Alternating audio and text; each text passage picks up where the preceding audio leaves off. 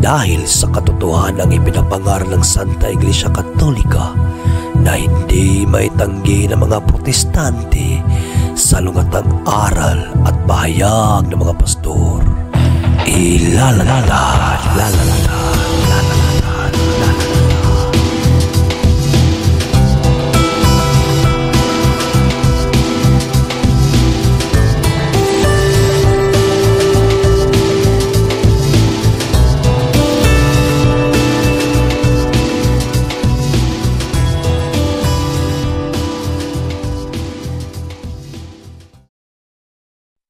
Bag sauce simbahan.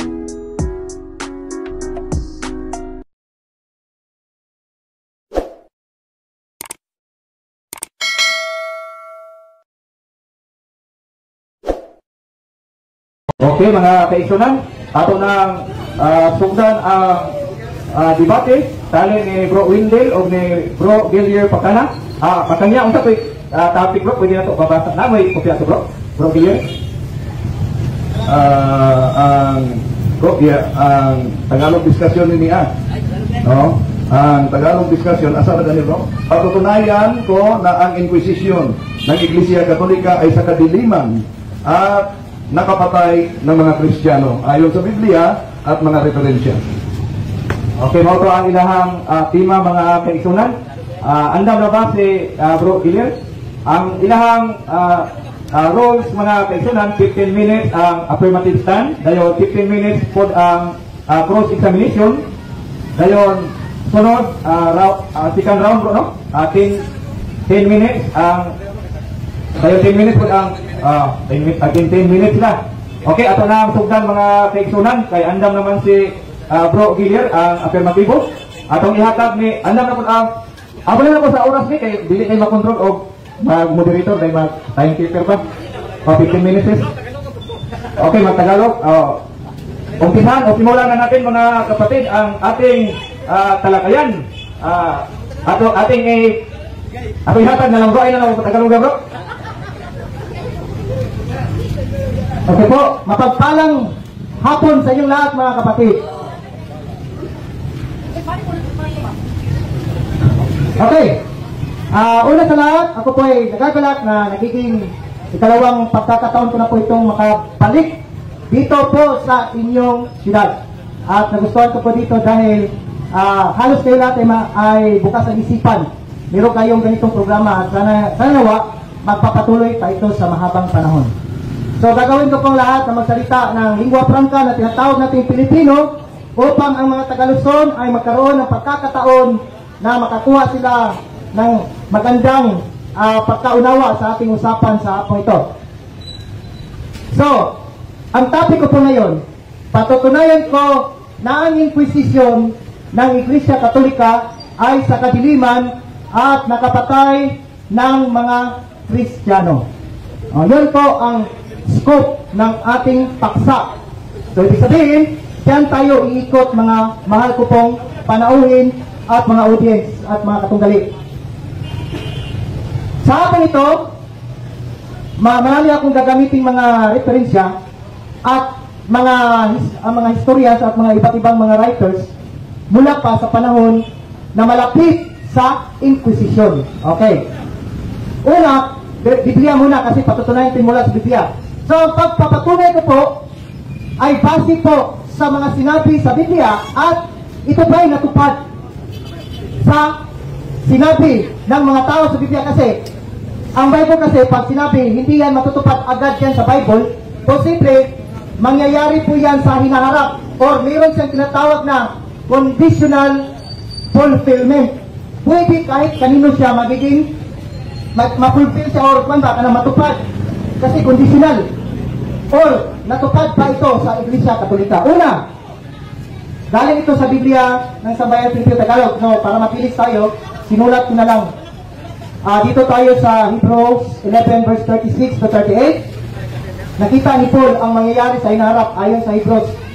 Dumanas ang ilan ng panunuya at mga hampas. Ikinadina, ipinalanggo naman ang iba. May pinato, may nilagari. Gigabas sa Bisaya. Sinaksak at nagtago sa suot ng balaybo ng tupat kambing. Mahihirap sila sa lahat ng bagay. Inusig sila at pinagmalupitan. Mas bababa ang hamak ang mundo para sa kanila. Palaboy-laboy sila sa ilang wilderness. Naglagalag sila kahit saan. So nagtatakbuhan sila palayo sa mga tao dahil pinapatay sila. At sa kabundukan ng mga yungib at kuiba sa lupa. Ito po yung natupad sa panahon ng mga Waldenses. Pagbubunyag 20 verse 4, ito yung Revelation sa Tagalog din ito rin. At nakita ko ang trono, umupo, ito yung vision na nangyayari pa sa hinaharap. Sa panahon ni John, hindi pa agad-agad ito natupad, kundi natupad pa ito sa future. Ibig sabihin, conditional prophecy na mangyayari ito sa future, hindi pa sa panahon ni Juan, pinakita ng Diyos kay Juan na ito mangyayari sa kanyang bayan. At nakita ko ang trono, umupo sila ngayon mga pinugutan ng ulo. Dahil sa pagpapatunay ni Jesus at salita ng Diyos, ano yung kinamatay nila? Bakit sila pinugutan ng ulo? Dahil pinantayan nila ang salita ng Diyos at sumunod sila kay Kristo. Kristiyano, dito pa lang, pinakita na ang kahulugan sila. Okay.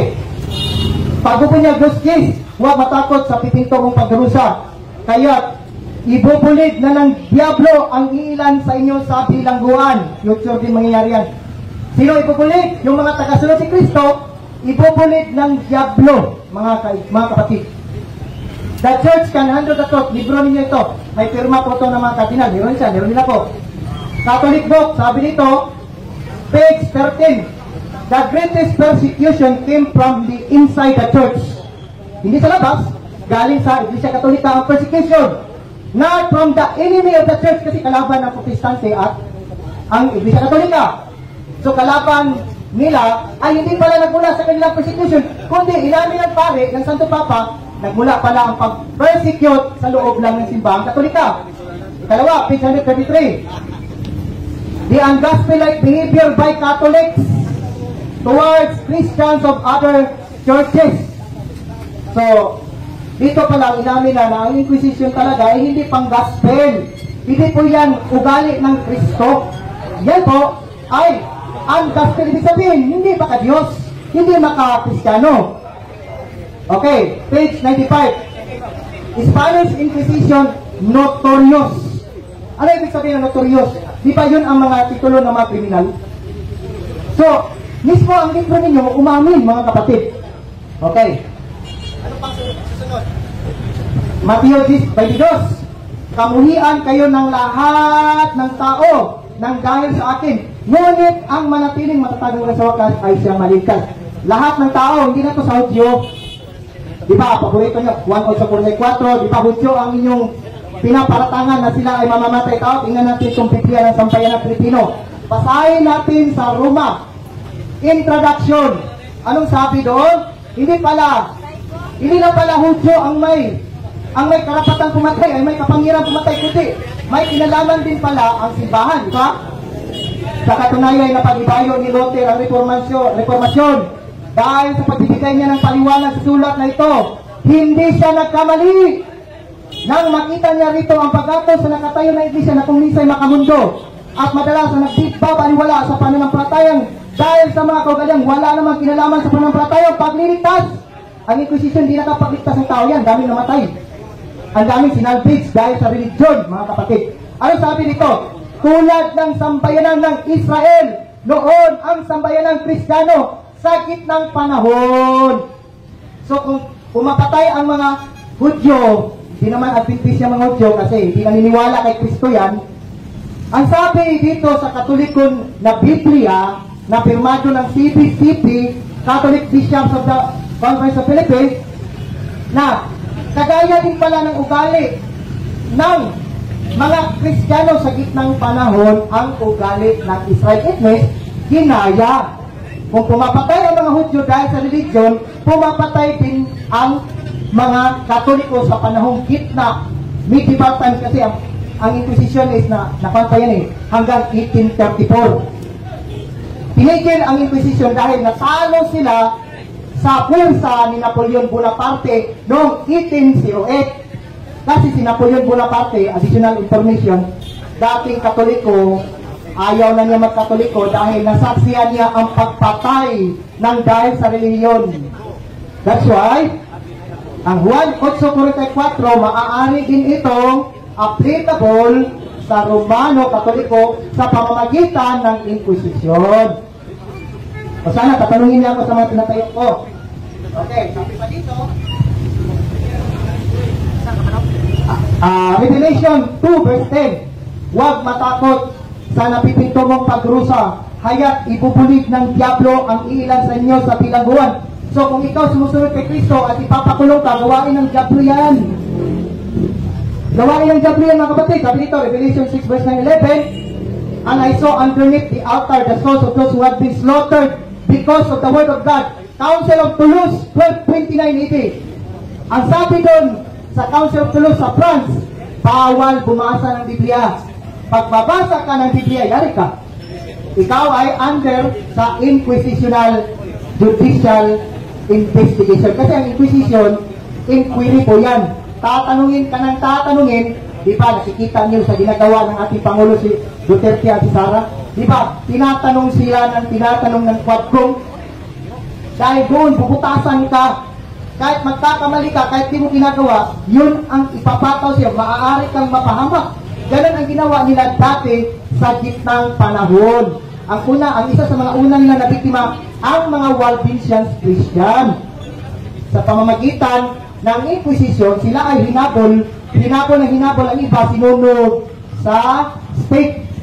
Spanish Inquisition, mga Hudyo na na-convert, sinunog din sila sa state. Ang mga Muslim na nagbalik Kristiyano, sinunog din sila sa state, mga minamahal kong kapatid. So dito, sa 1:44, pumapatay dahil ang ama nila ay diablo. Anong sinabi doon sa Revelation 2 verse 10? Anong sinabi doon? Ibibilang ko sila dahil sa pananampalataya Kristo ay gawain ng diablo. Ipapakulong ka pa. Nagpasa ka ng Bible, bigla kang darating, wala ka namang atraso sa pitil. Bakit ipapapatay ka pa? No? Ganyan ang Inquisition. So, ngayon, dito sa The Church Calendar of the Truth, inamin dyan mga kapatid. Pero before ko ipapatuloy yan, ang mga Katoliko, mga kapatid, hindi ko ito atake sa membro ng Katoliko. Ito po'y investigation ko po base sa mga referensya against sa inaaniba ninyong sekta. Kasi sa history talaga, hindi membro lang ang nag-organize ng Inquisition, mismo ang Vicar of Christ. Mga Santo Papa, inamin ng The Church Calendar. Ay, sorry. Ito po. Ano sabi dito? Kayo mga ordinaryo lang kayo na Christians, pwede kayong gamitin, manipulahin na nasa taas. That's why gusto ng Diyos, kasi hindi kami bias eh. Yung yan sa last days, maraming Katoliko na sila sa ginagabayan ng Diyos at ang Diyos ay gumagawa sa kanila. Pag ipagpatuloy mo yung paragraph dyan, kailangan nilang lumabas sa Babylonia upang hindi sila maging bahagi sa kanyang sumpa. Kasi ang kanyang kasalanan na hindi napatawad. Kasi dito, nangihingi siya ng kapatawaran. Meron ako mga evidence ito, hindi pa siya napatawad ng Panginoon. Hindi siya napapatawad sa dami-daming namatay mga mahal ko sa buhay. Mga mahal kong kapatid. Ganun lang kasimple. Hindi. Maraming namatay sa panahon ng Inquisition. Okay. Anong sabi dito? Okay, sabi dito. Page na dito. Recalling all the things in history when they departed from the Spirit of Christ. Promise gospel. Iniwan pala ng Iglesia Katolika panahon sa Inquisition ang Espiritu ni Cristo. Hindi na si Cristo ang nagmaniobras kanila. Sabi ng libro niyo. Sino pala? Understood si Satanas. Kasi walis na yun talaga. Walis talaga. Okay. Sabi nito, di ba, ang Inquisition ay sa kadiliman. O ito, page 85. Christians, churchmen of the past walk in darkness. Popes, bishop, priest, and laity, wounded in sin, unprinted God, and personally guilty. Pero kayo mga kapatid, hindi kayo kasama. Christians today are not involved. That's why lumabas kayo kasi may kaso pa ang Iglesia Katolika sa araw ng paghukom at ayon sa Revelation 18, meron ako mga Biblia ditong lumang-luma. May 1883 pa na Bible eh. Malapit pa ito sa Inquisition time. Ang sabi nito, mayroon siyang atraso, crimen, dahil sa pagpamatay sa mga totoong Kristiyano. So napatunayan ko na ang topic ko. No? Yung mga bersikulo sa Biblia, yun po ay matutupad sa Iglesia Katolika. Okay, kano? Kapatid? Ikaw ang gano'n, nasa tao ka, wala ka. Wala ka po. Okay, simulan na natin ang katanungan. Okay na? Ano dito? Okay. Okay. Okay? Dahil napaksa mo, patunayan mo na ang Santa Iglesia na ang Iglesia Katolika sa pamamagitan ng Inquisition ay kadiliman pumapatay ng Kristiyano. Ang tanong ko, una, ito bang Iglesia Katolika na binanggit sa paksa mo? Yun ba ang Iglesia Katolika na binanggit din ni Cesar Dizon na pastor ng Sabatista na ang Iglesia Katolika, Seventh-day Adventist? Okay po. Sasagot po ako. 1 minute, di ba? Sige. Sasagot po ako. Hindi ko po tinatayo si Cesar Dizon, Mr. Talibong. Itatanong niyo po. Counter objection. Okay, no objection. The primary objection mo na ito, the primary obligation of the affirmative side is to define the terms of his proposition. At hindi yan nangyari kanina. Kaya tinanong ko siya, in definition of his terms, ginamit niya ang term Iglesia Katolika. Ang kasama niyang pastor na si Cesar Dizon, dala ko rito, sabi, basta Iglesia Katolika, Seventh-day Adventist yan. Basta Iglesia Katolika Romana, Roman Catholic yun. Kaya tinanong ko siya, batay sa definition niyan. Okay, ano po ang counter objection mo to? Counter objection, ibig sabihin, hindi niya pala kaya, Mr. Moderator, gibayan niya yung tinatanong ko. Yeah, nagka-counter pa po ako. Nagka-counter pa po ako. Ganito sa ipapasa ko, ipaklaro sa ilang counter objection. Ayan sa pagkuhan sa ihang one side. Ipaklaro ang mga counter objection. O dapat, iplasa lang ang counter objection. So, counter objection ko po, Mr. Moderator, dapat tanungin niya ako sa nilatag ko muna. Magtanong po siya doon sa mga, inayo ko ba? Yun mo lang gigipain niya, huwag siya magdamay ng ibang tao dito kasi hindi ko nilatag si Cesar Dizon. Yan po ang aking counter objection. Okay bro. Qualification. Kahit di mo nilatag si Cesar Dizon, kasama mo yung Seventh-day Adventist, then ang proposition mo, may terms, Iglesia Katolika. Kaya tinanong kita kung batay sa terms na ginamit mo, Iglesia Katolika. Ayon kay Cesar Dizon, basta Iglesia Katolika, Seventh-day Adventist yan. Iglesia Katolika Romana, Roman Catholic yan. Nasa paksa natin yan. Huwag kang iiwas. Sagutin mo lang. Okay, sagutin mo na lang bro. Sige, sasagutin ko po. Ang aking nilatag po ay about po ito sa Roman Catholic Church. Kasi po dito, ito po yung nilatag ko na umamin ang Santo Papa na naglakad kayo sa kadiliman at pumapatay ng Kristiyano. Hindi ko po nilatag si Cesar Dizon. Ito pong libro niyo umamin na naglakad kayo sa kadiliman. Roman Catholic Church po ang aking kwento dahil sa paksa ko. Batay sa paksa ayon sa Biblia, ang Inquisition ay naglakad sa kadiliman. Tanong, na-research mo ba ang salitang Inquisition sa Biblia o wala? Okay, ang Inquisition, ginamit ko yung Bible. Ito po. Ito po ay natupad po sa inyong iglesia. Natupad. Through prophecy. Okay, dunay objection. Napakalinaw, categorical question must be answered categorically. Ang salitang Inquisition, na-research mo ba sa Biblia? Sa Biblia. Kaya palitan ko ang tanong. Palitan ko na lang ang tanong. Ito. Dahil sabi mo ang Inquisition, palitan ko na lang. Okay, sasagot bro sa tanong mo. So ang tanong ko, salitang Inquisition sa loob ng Biblia. Okay po, pakisagot ko ng categorical dahil ang tanong po ni Bro Windel ay categorical. Na-research na niya, wala? Dito sa Biblia, indirect siya, na may... Meron po, meron. Ang salita Inquisition, hindi siya direct. Hindi siya direct, pero natupad sa inyong simbahan.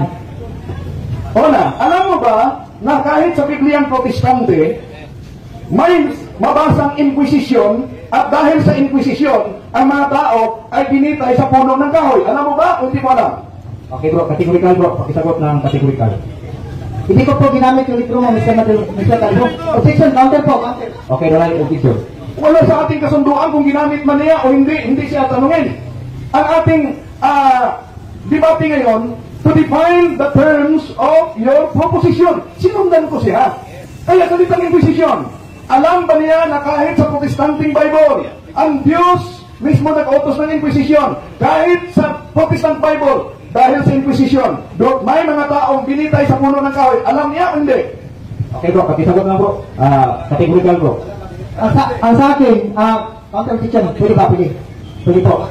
Okay, Mr. Moderator, dapat doon po siya magtanong sa nilatag ko. Hindi siya gagawa ng ibang mga tanong na hindi naman sa nilatag ko. So, isa sa akin hindi niya tinanong yung mga nilatag ko. Hindi siya nagtatanong po sa akin nilatag. Okay, moderator time muna, Robin. Ang counter objection ng affirmative side, kung magtatanong ka daw tungkol po doon sa mga nilatag po muna, maaari kong tanungin sa round 2 na bro. Moderator, wala sa kasunduan namin na ang tanong dapat lang sa nilatag. Ang kasunduan sa debate talaga, dapat sa terms of definition in the proposition. Ginamit niya ang salitang Biblia, malinaw yan. Nasunod sa paksa, ginamit niya ang salitang inquisition sa loob ng Biblia. Kaya nagtanong ako, alam ba niya na ang salitang inquisition nasa loob ng protestanteng Biblia at dahil sa inquisition, may mga taong ipinitay sa puno ng kahoy. Alam ba niya yan o hindi? Okay, moderator tayo na ito clarification. Okay, ano? Okay, ito po. Ito, Mr. Mandela, ito. Sasagutin kita, pag aaminin mo, hindi mo kayang gipain yung tinatayo ko. Sasagutin kita dyan. Okay, salita mo ako. Sasagutin kita kung hindi mo kayang sagutin yung nilatag ko. Okay, ang sabi ko, paano? Lilinawin natin yan. Sabi niya, sasagutin lang ang aking cross-examination kung hindi kaya ko ang pagsagot sa kanya. Nagtanong pa ako, hindi ako sasagot. Huwag kang mawala sa sarili. So, ngayon, ito moderator. Question must be answered categorically. Ayon sa Biblia ang referensya namin. Kaya tinanong ko siya, batay sa Biblia, alam mo ba na may inquisition at dahil sa inquisition, ang mga tao ay pinitay sa puno ng kahoy. Alam mo ba yan o hindi? Okay. Wala naman daw sa katunduan ninyo bro. Pakisagot na lang bro ng diretso kategorikal ang tanong. Okay, karapatan ko rin kasi malaya naman tayo. Meron tayong freedom, di ba? Sumagot. Sasagot na ako sa tanong niya kung sasabihin niya, hindi niya kayang gibain ang nilatag ko kanina 15 minutes yun, gibain niyo yun. Karapatan ko yun eh. Challenge po yun sa iyo, Mr. Wendell. Gibain mo muna yung 15 minutes ko stand bago kita sasagutin kung aaminin mo hindi mo kayang gibain yung itinayo ko. Sasagutin kita. Okay. Kaya nga, sinimulan kita sa term clarification ito. Simulan kita sa term. Dalawa lang tanong ko, Iglesia Katolika, Inquisition, yan pa lang, di ba na ang tindig mo? Kaya sagutin mo, ang tanong, batay sa Biblia ng Protestante kung talagang nag-research ka tungkol sa Inquisition, batay sa Protestante na Biblia, alam mo ba na dahil sa Inquisition, may mga taong binitay sa punong kahoy? Alam mo ba yan o hindi? Okay, pakisagot. Bro. Okay, sasagot ko ako ang objection po ito, objection. Sasagot na with objection. Hindi, karapatan ko yan. Karapatan ko po yan. Ang nilatag ko po, ang Inquisition, patungkol sa Roman Catholic Church. Hindi po yung sa panahon ng Israel. Wala ka sa paksa. Sagutin mo yung tinatangkilitin ko sa talikon. Moderator tayo sa ang tungkulin mo ngayon bro ay sumagot sa tanong na negative side. Huwag ka muna, mayroong clarification. Clarification muna. Huwag ka muna maratol, kapatid ha. Ito, clarification. Sabi mo, hindi yun at home. Sabi mo kanina, sasagutin ko muna. Clarification. Hindi ako pwedeng sasagot. Dahil mag-cross-examine pa ako sa'yo. Merong objection. Ano objection bro? Tatlong beses ka na nagkadrama ako. Hindi ako nagsalita ng masama sa'yo. Karapatan ko rin. May karapatan ako. Hindi ako tuta dito ha. Dapat ibain mo yung tingindik ko. Doon ako dipilit sa'yo kung makita mo yung tingindik ko. Pinagtanong ka ng iba. Sa instante, wala. Hindi mo nag-iba ang aking paksa. Okay, moderator tayo. Palitan nyo na lang ang tanong bro. Doon mo na lang itanong sa susunod na round. Okay, palitan natin. Sabi mo, ilang kahinang binanggit mo dito. The church can stand the cross. At nandito, sa aking kamay. Saan mabasa na yung paglakad nila sa kadiliman ay dahil sa Inquisition? Okay, basahin ko. Sa page 85. Okay, pakikan ko na. Principal. So ito, sabi dito, ito po purification of the memory. Ito po yung ang kanyang main topic. Christians and churchmen of the past who walk in darkness, popes, bishops, priests, and laity, wounded by sin, they who have offended God in specified instances of history. So sa history, naglakad sa kadiliman ang inyong mga kasamahan. Hindi po ako nag-dream sa ngayon ha. Walang kinalaman ngayon ang mga Christian. That's why gusto ng Diyos lumabas kayo para hindi kayo madamay sa kanyang kaso sa uling araw. Ang katanungan ko malinaw, batay, hindi mo sa akin kamayan. Asan mabasa sa Biblia, sa referensya ito, na dahil sa Inquisition, sila'y naglakad sa kadiliman? Palitan ko ang aking tanong. Dahil sinabi ni San Pablo sa Episo Kapitulo 5, versikulo 8, ako noon ay naglakad sa kadiliman. Ibig ba sabihin, siya naglakad sa Inquisition? Okay, pagkita ko. Wala naman kinalaman si Pablo sa lahat to. Wag mo na. Sasagot pa ako. Si Pablo, wala siya kinalaman dito. Ang pinag-usapan nato, ang inyong iglesia, naglakad talaga sa kadiliman. Yan ang nabasa ko na nga wag niya gamit si Pablo. Sa inyo ito, walang kinalaman si Pablo po dito. Ito magtatanong ko. Sangayon ka ba na sa binasa mo, mabasa diyan na ang simbahan ay hindi masisisi dahil sa Inquisition? Sangayon ka ba mabasa diyan at yun ay iniwasan mo? Sanabi na dito nasa kadiliman. Naglakad sa kadiliman. Naglakad sa kadiliman. Salamat, ganito ako. Naglakad kayo sa kadiliman. Objection moderator. Categorical question must be answered categorically. Yung tanong ko ay dapat sagutin niya direkta. Sangayon ka ba na batay sa binasa mo, ang simbahan ay hindi masisisi sa Inquisition na pangyayari noon? Okay bro, categorical question bro. Dapat sagutin mo muna ng categorical bago ka magpaliwanag. Mababasa din na hindi siya masisisi kasi nagsisi nga siya kasi nakapatay nga. Sagot pa ko. Nagsisisi siya, hindi na masisisi, mabasa din, kasi libro niya ito, pero evidence siya, nangingi ng sorry kasi nakapatay nga at naglakad sa kadiliman. Yan ang aking paksa. Kahit magsisi pa kayo, nakapatay na. Naglakad na sa kadiliman sa kasaysayan, hindi na yan madidilit. Ito mga tanong bro. Okay, sunod na tanong, batay sa pahayag mo. Sabi mo kanina na during the early Christian and even sa persecution sa Roman Empire, daming mga pinatay. Tanong, batay sa aklat ninyo, isa sa pinatay dito ay si Saint Cecilia. Tanong, ito bang si Cecilia na nakasulat sa The Great Controversy? Ito ba'y sa Batista o Katoliko? Okay, sagot ko. Pwede natin i-check. Karapatan ko yan. Karapatan din. Binigyan naman siya ng pagkakatanong. Halata mo nga ako. Okay, si Saint Cecilia, Kristiyano po siya. Kristiyano. Hindi po siya Katoliko, kasi Kristiyan siya. Hindi siya Roman Katolik, pinatay na siya Pinatay na siya ng Romano. Lolo ng Roman Katoliko yan. Si Saint Cecilia, sumasagot ako. Si Saint Cecilia, pinatay po yan ng Pagan Rome. Ang Pagan Rome, yan po ang pinagkulan ng Papal Rome. Kung mabasa ko dito na siya miyembro ng Romano at santo ng Romano Katoliko, sangayon ka ba na aminin mo sa harap ng mga tao na batay sa inyong aklat, Seventh-day Adventist, nagsisinungaling ka? Sagot bro. Hindi po ako nagsisinungaling kasi una, ang mga nilatag ko, hindi mo ginipa, hindi ko nilatag din yan, hindi ako sinungaling, pero hindi ko kayang gibahin ang aking nilatag. Dapat, iba mo. Doon ako bibili sa'yo. Likha ka ng ibang argumento, hindi mo kayang gibahin. Okay, ano picture bro? Dapat categorical question. Sinagot niya kanina. Na Kristiyano. Kaya, follow up ako. Pag mabasa ko na ito'y santo ng Romano Katoliko, batay mismo sa inyong aklat, sang-ayon ka bang nagsisinungaling ka? Ayaw na niyang sagutin mo dito. Ito po ang katanungan niya. Pag may mababasa si Bro Wendell sa aklat ninyo, sang-ayonan mo ba? Sagutin na mo. Okay, anong counter option? Hindi ko nilatag yan. Hindi po ko nilatag yan. Hindi, ako na. Pasalitan mo muna ako, Mr. Wendell. Pakita mo muna, hindi ka bias.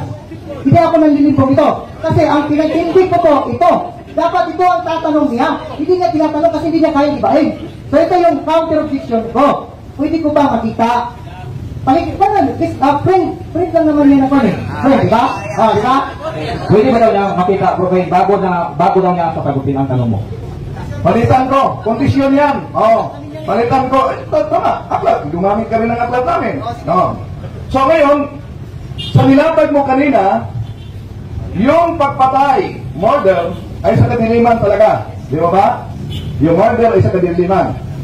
At ang Katoliko ay humihingi ng kapatawaran. Di ba ba? Okay. Humihingi pero hindi napatawad. May magbabasa ka napatawad dyan. Hindi po, pagpug na kan. Okay. Okay. Naghihingi. Ay, nakat ninyo, humihingi siya ng sorry. Pero, hindi siya napatawad. Ayon sa Revelation 18, meron akong mabasahin dito. Pero hindi ko po to, ibibigay mo na siya kasi hindi ko pa ito nilatag. Gentleman kasi ako eh, ayoko siyang madaya. Kailangan ilatag ko muna bago siya magtanong. Yan ang totoong debate. Ilatag muna bago tanongin. Okay, bro. Okay. Malinaw na batay sa kanyang nilatag, pag may pinapatay, yun ay sa kadiliman. At ang Katoliko ay humihingi ng kapatawaran, ngunit di daw napatawan. Tanong, batay sa Ministry Magazine ninyo, inaamin dito na ang abortion ay murder at ang mga Seventh-day Adventist hospitals ay nag-abort, nagpapatay ng bata sa loob ng sinapupunan. Ang tanong, kung ang Katoliko ay humingi ng kapatawaran, ang Seventh-day Adventist ba humingi ng kapatawaran sa pagpatay ng mga bata sa loob ng sinapupunan? Okay, pakisagot bro. Hindi ko po yan nilatag. Yun, totoo naman eh. Totoo naman eh. Hindi ko po yan nilatag. Okay, ano objection bro? Wala sa kasunduan namin na ang tanong ay dapat sa nilatag lang. Pero nilatag niya kanina na ang pagpapatay ay kadiliman. Sinundan ko sila batay mismo sa kanyang magazine. Sinabi ng kanilang magazine moderator, ang abortion ay murder. Sinabi sa magazine ng Seventh-day Adventist, ang mga hospital ng Seventh-day Adventist nagpapatay ng mga bata sa loob ng sinapupunan. Humingi ba kayo ng kapatawaran? Okay bro, pakiisa mo po dahil related naman sa tema niyo ang tanong.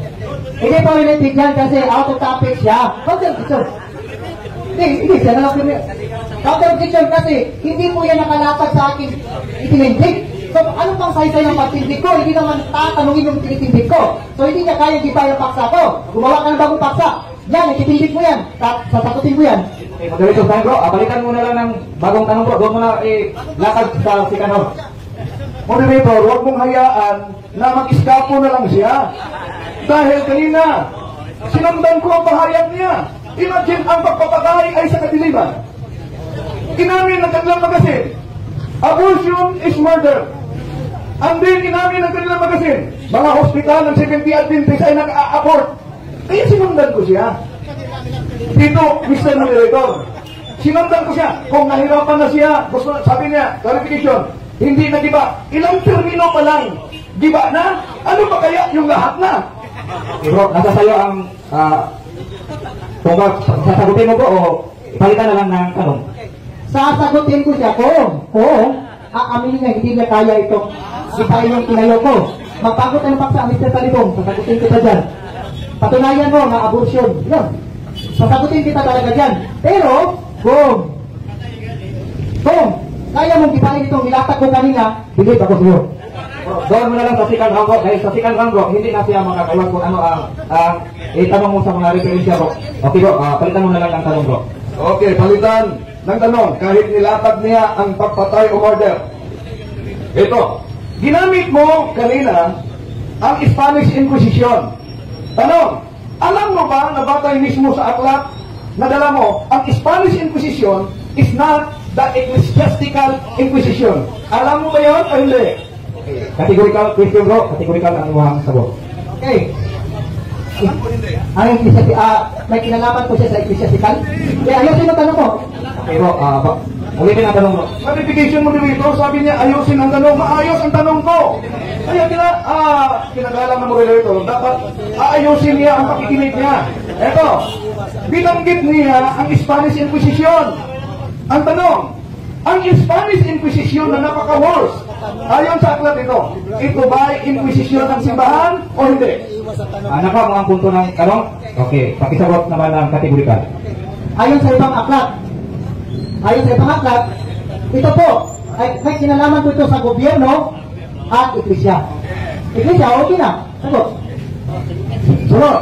Anong aklat na nagsabi na ang Inquisition ng Spanish ay may kinalaman sa Iglesia Katolika? Yan. Okay, nakaw mo bro? O, ulitin ang tanong.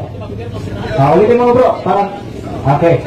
Okay, ito po. Kinuha ko ito sa Wikipedia. The Inquisition, ito is Spanish Inquisition.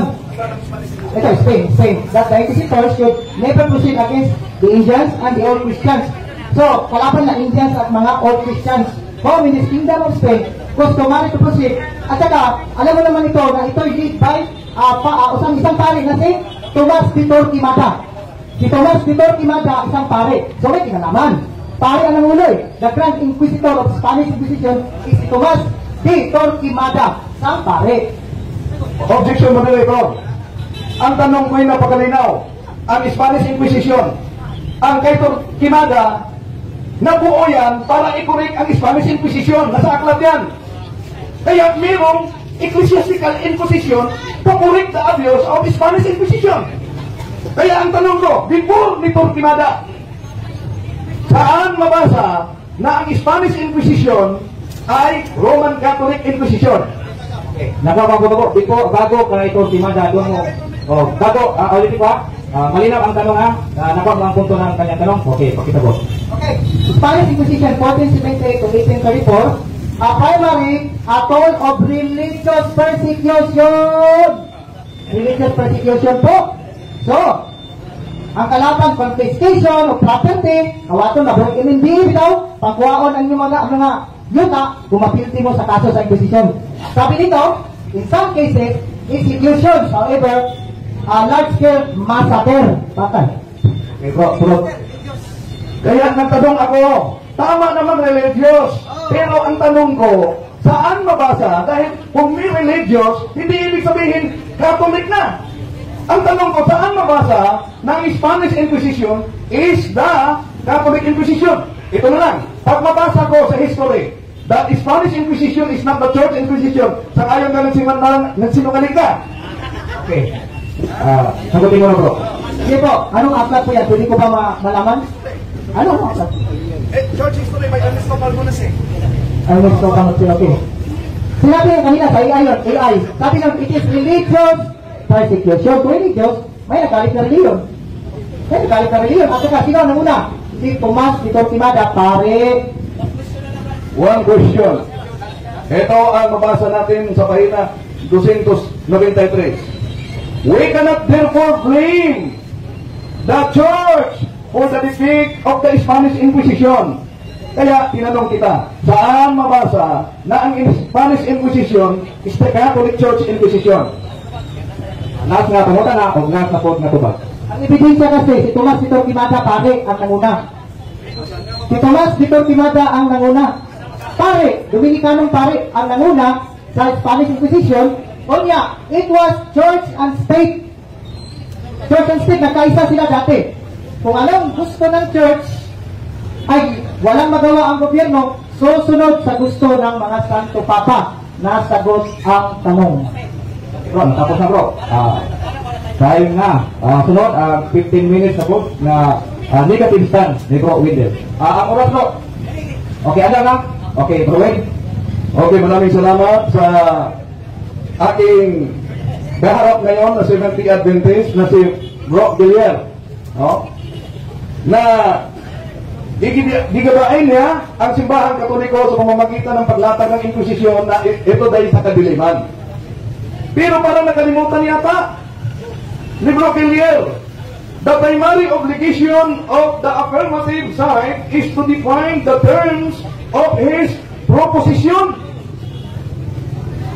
Nilatag mo ba ang definition kung ano itong Catholic Church na binanggit mo? Ikaw ang nagawa ng paksa niyan? Dahil sabi ng kasama mo na pag Catholic Church sa Balistayan, iyan nasa paksa niya ang Katoliko daw na Inquisition. Hindi niya nilagyan ng Romano. Ang panindigan pala nila, pag Catholic, Seventh-day Adventist. Pag Roman Catholic, sinundan ko siya. Di pa niya Di pa niya na-define. Ano ba ang Inquisition? Di ko natanong, susundin kita mamaya. Ano ang Inquisition? Ano yan sa Latin? Yun ang dapat niyang i-define muna bago ka maglatag. Sabi niya, sasagutin ko lang. Sabi niya, ang aking katanungan, kung aaminin ko na ang nilatag niya ay di ko kayang magiba. Okay, sa termino ka lang, giba na. Bakit? May doubt nang na-establish. Bakit may doubt? Panindigan niya ng Seventh Day Adventist. Huwag mong sabihin na dahil hindi mo nilatag si Pastor Cesar Dizon, magkaiba na kayo. Yun ang panindigan. Pag Catholic Church, Seventh Day Adventist. Pag Roman Catholic Church, Romano Katoliko. Yun. Kaya, batay sa term, nagtanong ako. Ano ang tanong ko? Ito bang Iglesia Katolika na pinanindigan mo? Na naglakad ng kadiliman? Ito po ba ang Iglesia Katolika na binanggit sa inyong ministry magazine? Sabi niya, hindi ko yan nilatag. Bakit? May kasunduan ba tayo? Pag ang term ay di mo nilatag, di mo di-define, di mo na sasagutin, bakit iniwasan niya? Okay, research. Pwede mo yan basahin. Magazine ninyo yan. Oh, anong sabi ng magazine nila? Ito ha, na inaakusahan niya. Oh, pahina 29. The Apostolic Christian Ancient Catholic Universal Church established by Christ and His Apostles continue to the time of Constantine about 321 ano Domini. Nasa magazine nila, mga sabarista, research naman kayo, na ang yung tinitira pala na dahil sa Inquisition ay tatag ng ating Panginoon Jesucristo. Ngayon, batay sa, kaya tinanong ko siya kanina, batay sa definition, alam mo ba na yung salitang Inquisition, mismo ang Diyos may utos sa Biblia? Alam mo ba yan? Di daw pwedeng tanungin siya dahil hindi niya nilatag. Ito, Protestant na salin ang gagamitin natin. Psalm chapter 9 verse 12. When He maketh the inquisition for blood, He remembereth him, He forgetteth not the cry of the humble. O Biblia lang. Diyos nagsagawa ng inquisition. Ba't iniwasan niya? Yun ang term niya. Okay. Punta tayo sa Esther, Kapitulo 2, versikulo 23. Anong sinabi? And when the inquisition was made of the matter, it was found out. Therefore, they were both hanged on the tree.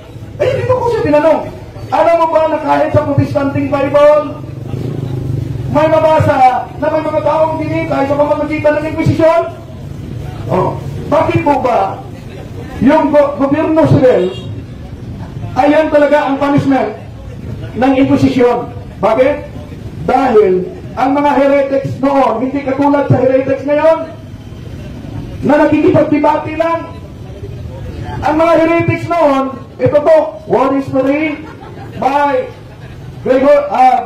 Bonice, page 290. Albigensian heresy was a very grave danger to the welfare of the state. Ano daw? Albigensian heresy. Ano ang kanilang aral? Ito ang aral ng mga heretics noon na hindi niya binanggit. Sinisisi lang niya agad ang simbahan. Ano ito? It advocated suicide. Ano daw? Pinupromote ng Albigensian heresy, magpapakamatay ka. Kaya sa kanilang batas noon, bawal yan. Oh, ito. It advocated suicide, murder, o may murder pa, murder, and destruction of the churches and monasteries. Keeping these facts in mind, it becomes easier to understand why the methods of the Albigensian Crusade and the Inquisition employed against the Albigensianism. Kaya, yung sinabi niya na ang Spanish Inquisition is a religious Inquisition. Bakit? Dahil nasa aklat na ang Spanish Inquisition ay to investigate the Moros, to investigate the Jews who entered the church and become priest and bishop in order to destroy the state and to destroy the church. Di niya dinanggit yan. Half-throat ang sinabi niya. Kaya, ito ang sabi sa kasaysayan. The Spanish Inquisition is not to be identified with the Papal Inquisition. Okay, yung nagtanong ako, asan mabasa na Papal Inquisition yan? Wala. Pangalawa, di pa naabutan at sigurado ako, di niya sasagutin yan dahil patay lang daw sa nilatag niya. Bakit? Sinundan ko lang yung mga napaka-importanting pahayag sa paglatag mo. Ano? Yung pagpatay, murder ay sa kadiliman. Hindi tinanong kita, ministry magazine ninyo, umaamin na ang abortion is murder. Ministry magazine ninyo, umaamin na ano? Na maraming hospital ng Seventh-day Adventist, attention Seventh-day Adventist, maraming hospital ng Seventh-day Adventist daw nag-a-abort ng mga bata. Kaya kung murder at naglalakad sa kadiliman, ano? Humihingi ba kayo ng kapatawaran? Mas malala ang ginawa niyo. Bakit? Ang ginawa niyo, di ninyo pinagbigyan ng pagkakataon ng mga bata mabuhay kung bata'y sundin ito nasa ministry magazine ninyo. Research naman pag may time. Pangalawa, di ko na tanong, pero sigurado di niya sasagutin yan. Bakit? Ayon kasi sa akla, ito pa, na mga akla, huwag mong iiwasan. Sa kasaysayan, ito ang sinasabi, page 111. We have seen the original goal of the Inquisition was to protect the purity of the faith and the soul of the people, and should be obvious that there is no obligation to tolerate errors in doctrines that can endanger the spiritual life of the soul. Yon ang sinabi. Ano daw? Isang uring disiplina para yung nagpakakalat ng kasinungalingan ay hindi mas kumalat pa. Bakit? Lalo nang tinanong ko siya kanina. Ano? Gawa, Kapitulo 5, versikulo 3 hanggang 8. Ano mabasa diyan? Dahil sa pagsisinungaling, nahatulan ng kamatayan ni San Pedro yung mag-asawang Kristiyano, pati na si Sapera. Hinatulan agad-agad ng kamatayan. Tanong, nagiging kadiliman ba ang tunay na iglesia patay sa naturang disiplina? Bakit pinatay si Ananias dahil sa pagsisinungaling? Si San Pedro ang gumawa niyan? Bakit si Sapera ay hinatulan ng kamatayan dahil sa pagsisinungaling? Nakita ba ng kapatid natin yan?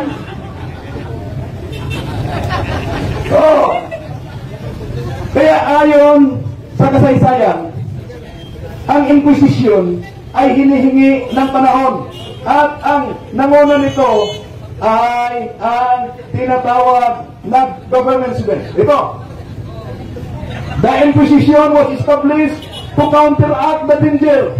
It was in the strict sense a tribunal to protect the public safety of Christendom, hence civility. Possible expression of heresy was not invented by the church. Mahirap. Itong ginamit niya na aklat, mga kapatid, nagpapalayan, huwag niyong gamitin ang half-throat. Ano yung half-throat? Kalahati na katotohanan. Ginamit niya kanina, meron ako, pero mas mabuting itong sa kanya gamitin natin. Eto. As the successor of Peter, I ask that in this year of mercy, the church should kneel before God and implore forgiveness for the past and present sins of her sons and daughters. Sigurado katanungin niya ako, sangayon ba ko? Ito, hinanda na niya. At hindi lang yan. Yung sinabi niya mga obispo, mga pare, mga laiko, Santo Papa naglalakad sa kadiliman, may mabasa ba dyan sa Inquisition niya? Ang pag-amin, may karugtong iniwasan niya. Kaya, ang simbahan ay hindi mo masisisi sa pangyayari ng Inquisition. Yon ang iniwasan niya.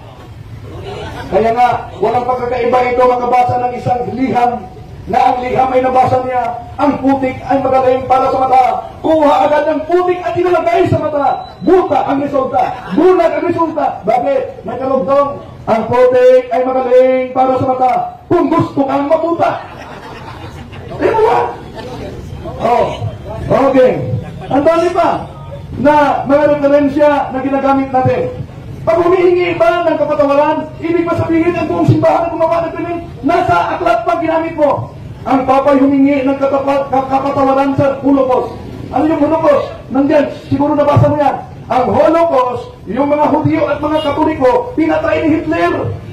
Ngayon, kung humihingi ang Santo Papa ba ang nagutos?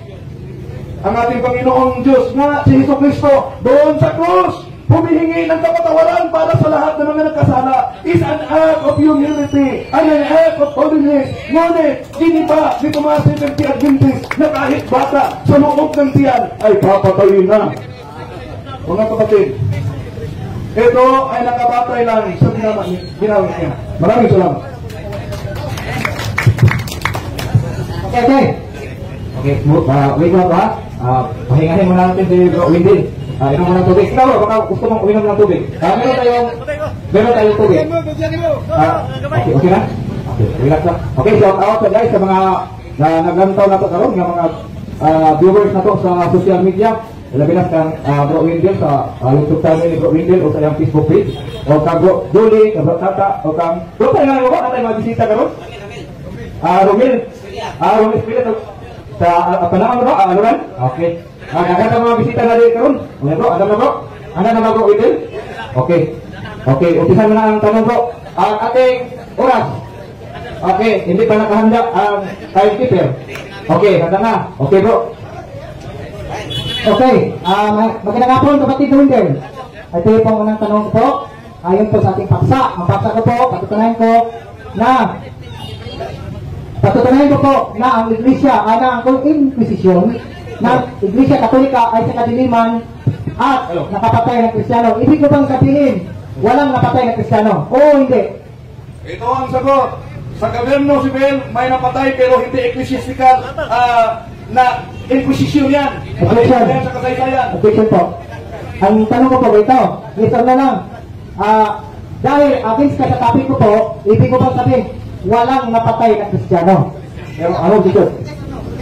Okay, itong sagot. Walang Kristiyanong napatay. Bakit walang mga Kristiyanong napatay? Ang lumabas sa katotohanan hindi na Kristiyano. Unang Pedro, unang Juan 2:18-19. Ang lumabas sa katotohanan, sila'y mga antikristo. Kunwari nagpaka-Kristiyano. Okay, kung mabasa ko rito sa The Church Can Under the Truth na may namatay na Kristiyano, amin mo, sinungaling ka. May namatay na Kristiyano ha? Hindi ako aamin na sinungaling dahil ang konteksto diyan ay tinutol mo. Ang subject matter diyan ay hindi Inquisition. Ang subject matter sa binasa mo, the enemies of the church kills not only the Protestant, the Orthodox, Catholic, but Christians, and their blood is the blood of martyr. Yun po. Ibig sabihin, hindi basahin ko. Na may Kristiyano namatay. O dito, sa page 133, the ungospel-like behavior by Catholics towards Christians of other churches. Even in martyrdom, when enemy kill Christians, those murdered. O na, may namatay. Sa tanggap ko na, may namatay na Christian. Hindi ako tatanggap sa binasa mo. Hindi ako tatanggap sa interpretasyon mo. Malinaw din sinabi, research mo. The enemies of the church murdered. Lutheran, Orthodox, Protestant, Catholic, we are all Christians. Ano po ba ang paksa niyan? Ang Holocaust. Di po ba yung Holocaust kahit Hudyo pinatay, kahit Kristiyano pinatay, malas lang, walang sabatista. Okay, nabanggit mo doon ang True Church, di ba Catholic? True Church kayo? Ayon dito, kung mabasa ko na ang Catholic is heresy, tatanggapin mo ba? Tatanggapin mo ba na sinungaling ka? Hindi ko tatanggapin na sinungaling ako. Dahil yung mga pagbasa mo, sa Bisaya pa, podyot-podyot lang. Ang inyo ng sariling magazine na iniwasan mo. Anong sabi ng magazine ninyo? Pagkatapos kukontrahin mo sa podyot-podyot? Sabi ng magazine mo, ang Catholic Church ay iglesyang tatag ng ating Panginoon sa Kristo. Iniwasan mo yan kanina. Challenge ko ba? Kung mabasa ko, dito, na Roman Catholic Church, mabasa, nakasulat po, dito. Siya po ay heretical church. Tatanggapin niyo po ba? Nagkamali po kayo. Challenge bro, tatanggapin mo ba na bro? Hindi ko tatanggapin dahil may mga pahayag na petisyon galing ni Martin Luther dyan. May pahayag din sa ibang mga protestante. No. Kaya, mula pa sa noon, ang kalaban ng simbahan totoo sa loob at sa labas. At dahil ang dami ng sa loob na lumabas na tinatawag na unang Juan 2:18 Antikristo, kaya pati si Bindi Adventist na buo ngayon. Sunod na tanong bro. Okay, ayaw mo tanggapin. Sige, ako babasa. Babasa, sige, babasa mo na, premise. The Roman Catholicism was heretical. The only Protestantism was the true Christian religion. Sinama mo ang istri doon. Isinama mo ang istri. At tanong ko, di ba, galing sa Reformasyon, si Luther, kung mabasa ko sa Katoliko, sa kanilang pahayag sa CBCP, si Luther hindi nagkamali, tatanggapin mo, balik ka. Ito, una, itong pahayag niya ay batay sa pahayag ng Reformasyon. Sandali mo na. Protestante yung proteksyon niya. Wala. Yung sabi niya, may CBCP na nagpahayag na hindi mali si Martin Luther. Sige, tingnan natin, hindi ba yung pinutol? Okay, basa. Sa katunayan ay pag-ibayo ni Luther ang Reformasyon dahil sa pagbibigay niya ng paliwanag sa sulat na ito. Hindi siya nagkamali nang makita niya rito ang pagkatol sa nakatayo ng iglesia na kung minsan makamundo at madalas nagbabaliwala ang pananampalataya dahil sa pakogaliang wala namang kinalaman sa pananampalataya na nagliligtas. Naging tulad ng sambayan ng Israel noon ng sambayan ng Kristiyano sa gitna ng Katoliko ito. Kristiyano sila dahil pinanganak silang Kristiyano. Dere. Sa pagbasa natin sa liyan na ito, maranasan din sana natin na makita nina Agustin at Luther isang sulyap sa hiwaga ng sangkatawan na iniligtas si Kristo sapagkat maaaring paglinot ng hiwaga itong dahilan sa pagbibigay din ng mga Katoliko sa mga sakramento at mga kaugalian na papaniwala ang napakalagang misyon sa daigdig. Tama si Luther, hatol, hinatulan, wait lang muna. Isa sa hatol ni Luther, isa po sa hatol niya ng Iglesia Katolika ay irehes at tama si Luther. Yan, ang tanong ko po, tanggap mo ba na tinawag na irehes ang Iglesia Katolika? Tanggap mo ba na ito'y galing kay Luther? Hindi ko tatanggapin yung pahayag ng Anti-Catholic Church. Dahil kung tanggapin natin yan, natama si Martin Luther, dapat umanib ka kay Luther. Hindi ka umanib sa Seventh-day Adventist. May nakalakpan dito. Tampok na pagkabalo ng maraming sa Protestante at mga Katoliko. Ang kontrobersyang ito. Ano daw? Yung pahayag na yan, isang kontrobersya na tampok sa pagkatalo. At maliban yan, hindi yan inquisition. Pumasok ka na sa lungga ko. Ito. Di ba, hindi nagkamali si Luther sa paghatol niya. Tanggap mo yung pagkasulat niya, no? Hindi siya nagkamali. Okay, ito ang sagot. Tanggap ko ang pagkasulat, pero huwag kang mag-yes dahil yun ang pahayag ng Reformasyon. Pinutol mo, pero walang kaugnayan sa Inquisition. Dahil kung natanggap mo ito, dapat mutiran ka na. Di ka na sa Seventh-day Adventist na pumapatay ng bata sa loob ng sinapupunan. Wait, so tanggap mo pala hindi siya nagkamali. Yun lang ang yes or no. Tanggap mo ba siya na hindi siya nagkamali? Sabi niya dito, isa sa ato niya, Katoliko na iglesia, irehes. Tanggap mo. Kasi hindi ka na palag-pala eh. Ako, tanggap mo na, hindi ka mapalag pala. So, sabi ko, may nakasulat talaga dyan. Pero, hindi ko ba, kanina. Ikaw talaga. Ikaw talaga. Hindi ko pa sa puso. Tanggap ko ba? Tanggap ko nakasulat yan. Pero, yun ay argumento ng mga Protestante na nagresulta ng debate ng Protestante at Katoliko. Pero kung tinanggap mo yan, bakit hindi ka lumipat kay Luther? Yan ang tanong. Bakit nanatili ka sa Sabatista na pumapatay ng tao sa sinapupunan sa pamamagitan ng abortion? Sunod na tanong. So, ibig mo sabihin, tanggap mo na pala na hindi siya nagkamali ayon sa pahayag ng CDCP sa aklat. Hindi na. Merong objection. Ano objection? Do not put the words in my mouth na hindi ko sinabi. Sinabi ko bang tanggap ko si Martin Luther na hindi siya nagkakamali? Hindi yan. Ang sabi ko, moderator, tinanggap kong nakasulat yan na pahayag ng mga protestante na dinidilitrihan ng simbahang katoliko at protestante. Merong counter objection. Pagkatapos ng counter objection, moderator tayo muna. Nakasulat na kasi sa CDCP dyan na hindi nagkamali si Luther sa paghatol. Isa sa hatol ni Luther, ang katolisismo ay irihis na iglesia. Sabi mo kanina, gawin natin, tanggap mo ba ang sinabi ng CDCP na hindi siya nagkamali o hindi? Bro Win, pakiulit na lang ng sagot mo para maintindihan niya. Malinaw naman na hindi ito opisyal na pahayag ng CDCP. Hindi ito. Komisyon ito sa pangyayari noon. Komisyon, kahit pa may imprimatur. Kung may imprimatur at may komisyon, buong pahayag na ba ay isinangayunan? Kahit nga sa aklat ninyo, kahit nga sa inyong magasin, pumapatay kayo ng bata sa loob ng sinapupunan, iniwasan mo yan. Okay, sunod na tanong bro. Nasagot naman ang tanong mo bro. Okay. Next question na lang bro. So, follow-up picture, ibig mo sabihin, ginamit na nagkamali pala ang CDCP sa paglagay dito na hindi nagkamali si Luther, nagkamali pala ang CDCP. O ikaw tama? Ito ang sagot. Hindi nagkamali ang CDCP sa quotation. Ikaw lang ang mali na kumukok yan. Okay, next question. So, hindi nagkamali ang CDCP sa sinabi doon sa Roma na hindi nagkamali si Luther sa paghatol sa nakatayo ng iglesia. Ibig mo bang sabihin, tama talaga si Luther na hinatulan ng iglesia na iglesia ay katolika na irehis? Mali si Luther, kinukok lang ang kanyang hatol. At nagkarugto, yon ang dahilan sa debate ng Katoliko at Protestante. Pinag-chop-chop mo eh. At hindi naman yan, Inquisition. Kanina, moderator, ayaw niyang sagutin ang mga aklat nila dahil hindi nila topic. Wala sa topic. Ngayon, moderator, pumunta naman siya paulit-ulit. Balik ka sa Inquisition. Balik ka sa topic ni bro. Sige. Alam mo ba, Mr. Calibong, kailan natapos ang Inquisition?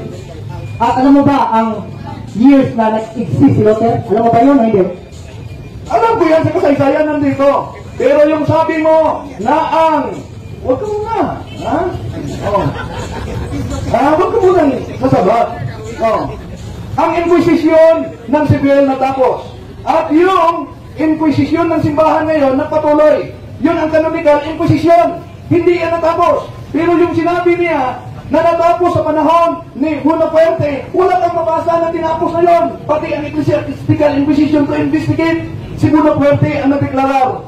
Wala na ang simbahang Katoliko. Tumigil na. Pero ang simbahang Katoliko nag-exist pa. Next question. Sino po si Buenafuerte? May sinabi ba akong Buenafuerte? Sino po yun? Ikaw nagsabi si Napoleon? Napoleon Buenafuerte. Kaya nga, sinabi mo yan kanina. Pero wala kang mabasa na referensya o diferensya na nagsabi sa panahon niya, tinapos na dahil ang Ecclesiastical Inquisition sa pamamagitan ng canon law to investigate the heretics. Hanggang ngayon nagpatuloy yan. Inquisition, hindi ibig sabihin papatay na. Inquisition, from the Latin, inquisitare, meaning to investigate. Gawain mo sana yan na dapat i-define mo. Next question. So, ibig mo bang sabihin, si Luther ay hindi na siya kasama sa panahon ng Inquisition? Kasi ang tanong ko po, kailan natapos ang Inquisition? Anong taon? Maganda na tanong. Hindi ba siya kasama ng Inquisition? Ito, aklat ng kasaysayan ni Dr. Yasaide. Ang mga protestante ay nagkasala din sa pamamagitan ng Inquisition. Sila ay pumapatay. Ang protestante gumawa din ng Inquisition. Di niya yan binanggit. Okay. Anong picture? Ang tanong ko po, Pizza, kailan natapos ang Inquisition? Hindi yung protestante ng Inquisition. Ang tanong ko po, kailan natapos ang Inquisition sila?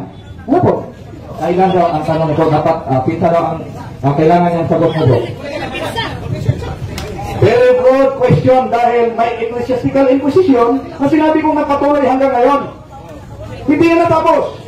Pero yung government inquisition, ecclesiastical inquisition, taong 1482, kinundina ng Papa yan. At sabi dito, the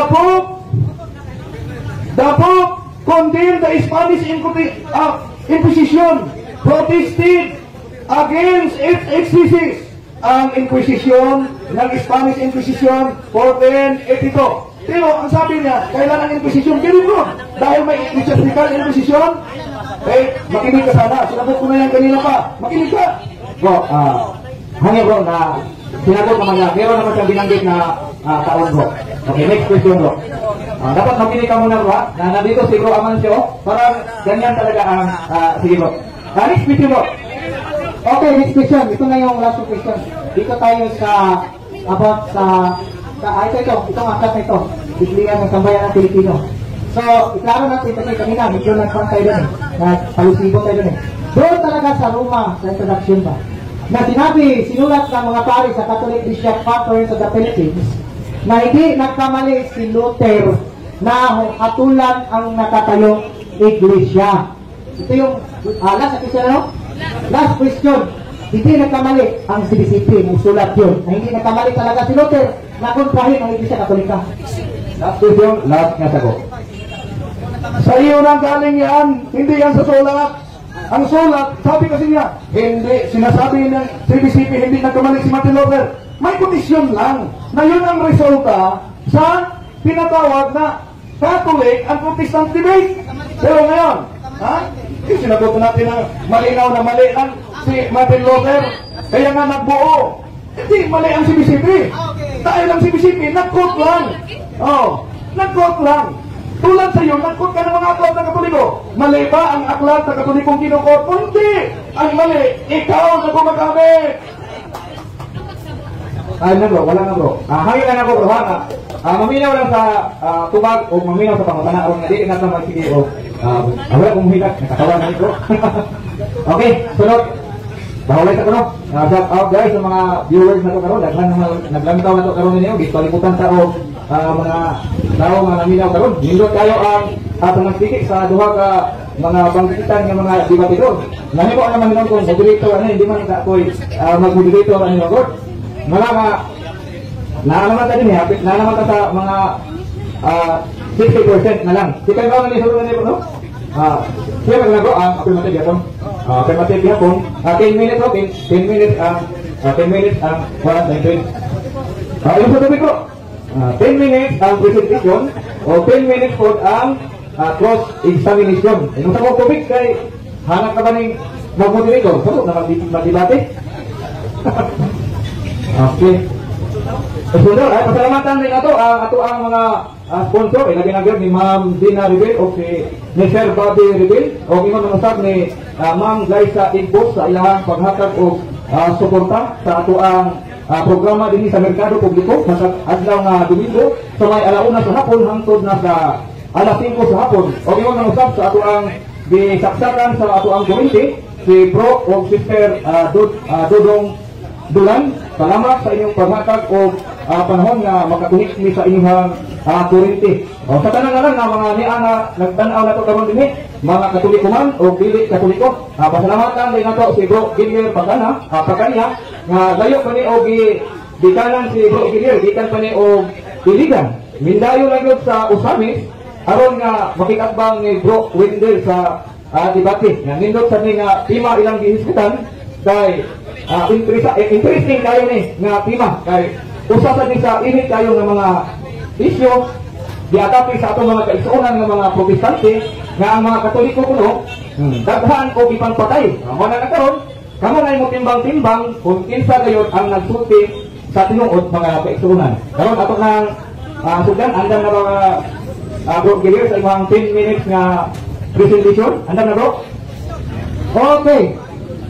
Magandang hapon ulit sa ating mga kapatid. Dito po sa inyong lugar. So, grabe no? Ang init yung labanan. Nakakaubos ng boses. Pero, di kami nag-aaway dito prinsipyo lang talaga ang nagkatabagaan. Pero, ang mga debatidor, mga gentleman po yan. Nakapunta po yan si Brother William doon sa Iligan. Nakita ko siya doon sa aming barangay. So, masaya po ako na nakilala ko siya personal. Okay. Ilang minuto? 10 minutes, no? Okay, 10 minuto. Ang ating basa, ulitin ko, patutunayan ko na ang Inquisition ng Iglesia Katolika ay sa kadiliman at nakapatay ito naman Kristiyano. So, sa pakikinig ko sa kanyang pagtatanong, sa kanyang pamamahayag, pinapakita niya na walang namatay na Kristiyano. At talagang dinipinsahan ang Inquisition na ito ay hindi sa kadiliman. Na klaro-klaro na binasa ko na sa mga libro Katoliko na isa sa kaila na binasa natin na ang mga papa, ang mga bishop, at ang mga churchmen at Christians ay naglalakad sa kadiliman ayon sa kasaysayan. So ngayon, listen kayo, kasi ang Inquisition ngayon, natigil po yan nung si Napoleon Bonaparte ay kinalaban ang Roma. So natigil po yun. Nung natigil ang kapangyarihan ng Inquisition, nawala ng kapangyarihan doon ang Roman Catholic Church kasi pro Alexander Bertier noong February 20, 1798, inatake nila ang Roma at ginapit nila ang Santo Papa na si Pope Pius VI. Namatay ito sa Valence, France dahil ito'y namatay parang kwanta na in-exile siya. No?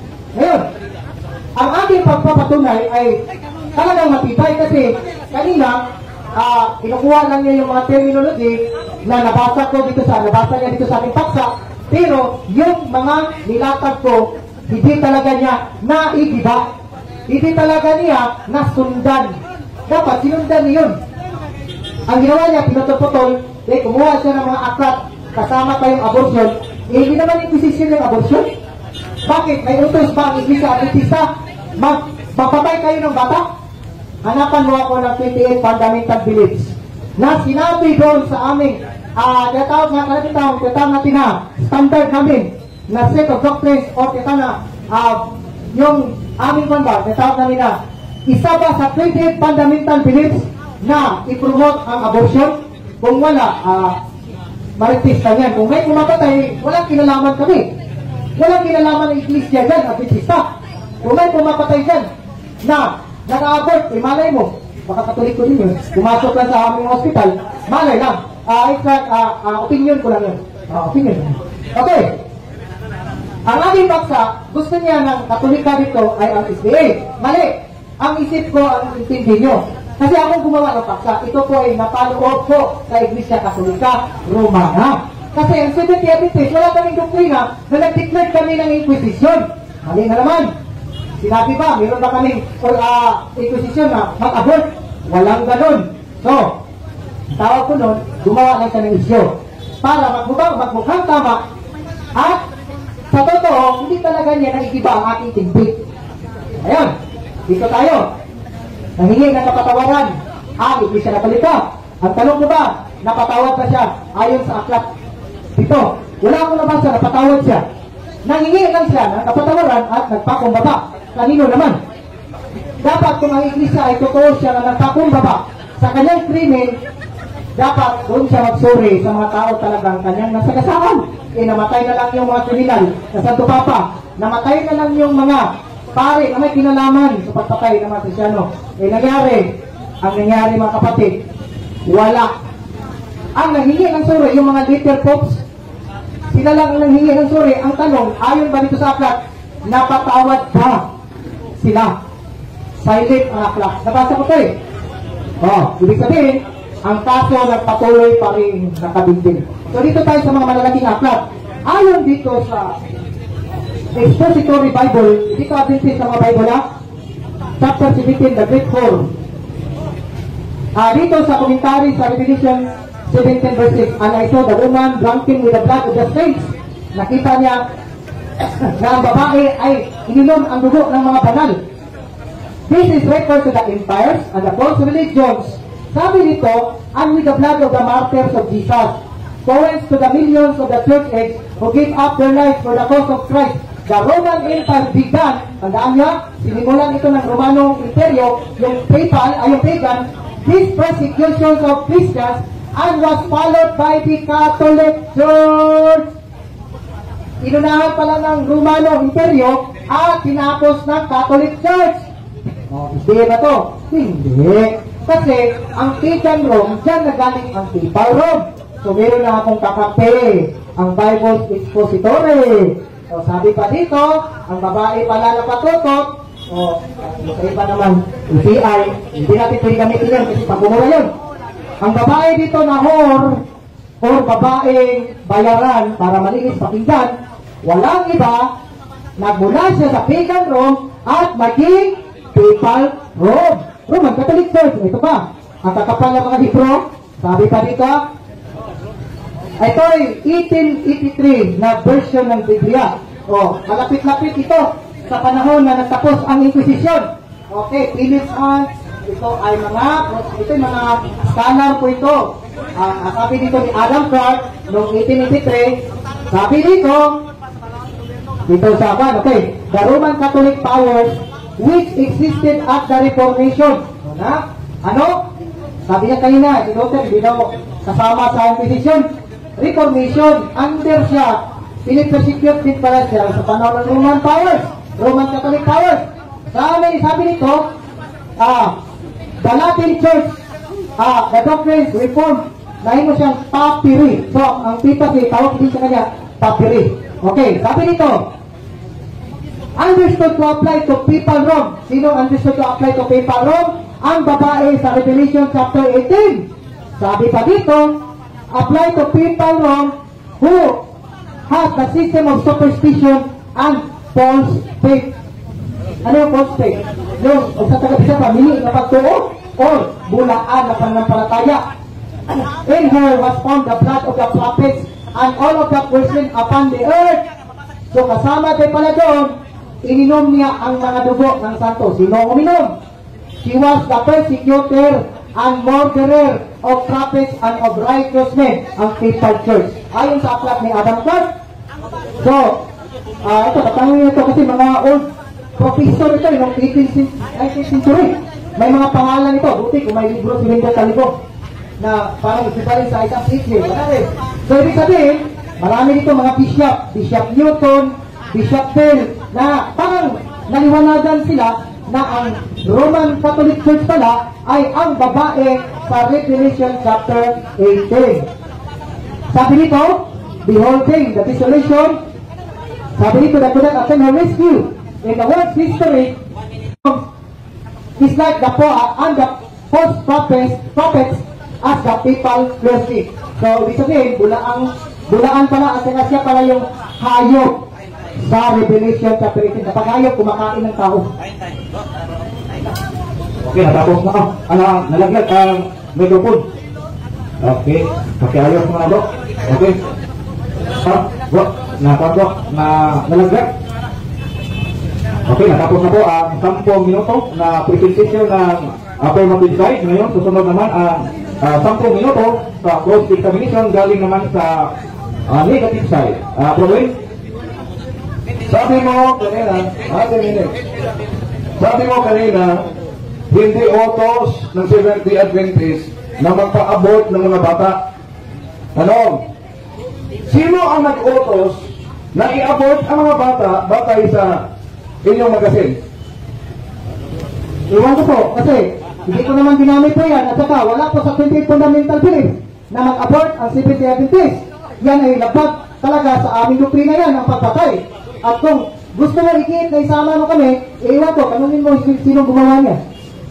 Okay, dahil labag sa inyong doktrina ang pagpatay ng abortion, bakit sinabi dito sa inyong magasin na maraming ospital sa Seventh-day Adventist ang nag-abort ng bata kung walang nag-utos galing sa inyo? Hindi po utos ng aming iglesia yan. Hindi po utos ng aming iglesia yan kasi mag-provide ka ng 28 fundamental beliefs na minalibro na pwede na mag-abort. Ito sa ulit na. Natanong pa ako. Pag mayroong objection, isipin mo na sa pagpalitan ko. Okay, ano ang objection ko? Ang siya magasin nila hindi utos. Alam naman, gumagawa lang din nasa hospital na walang kahintulot sa leader.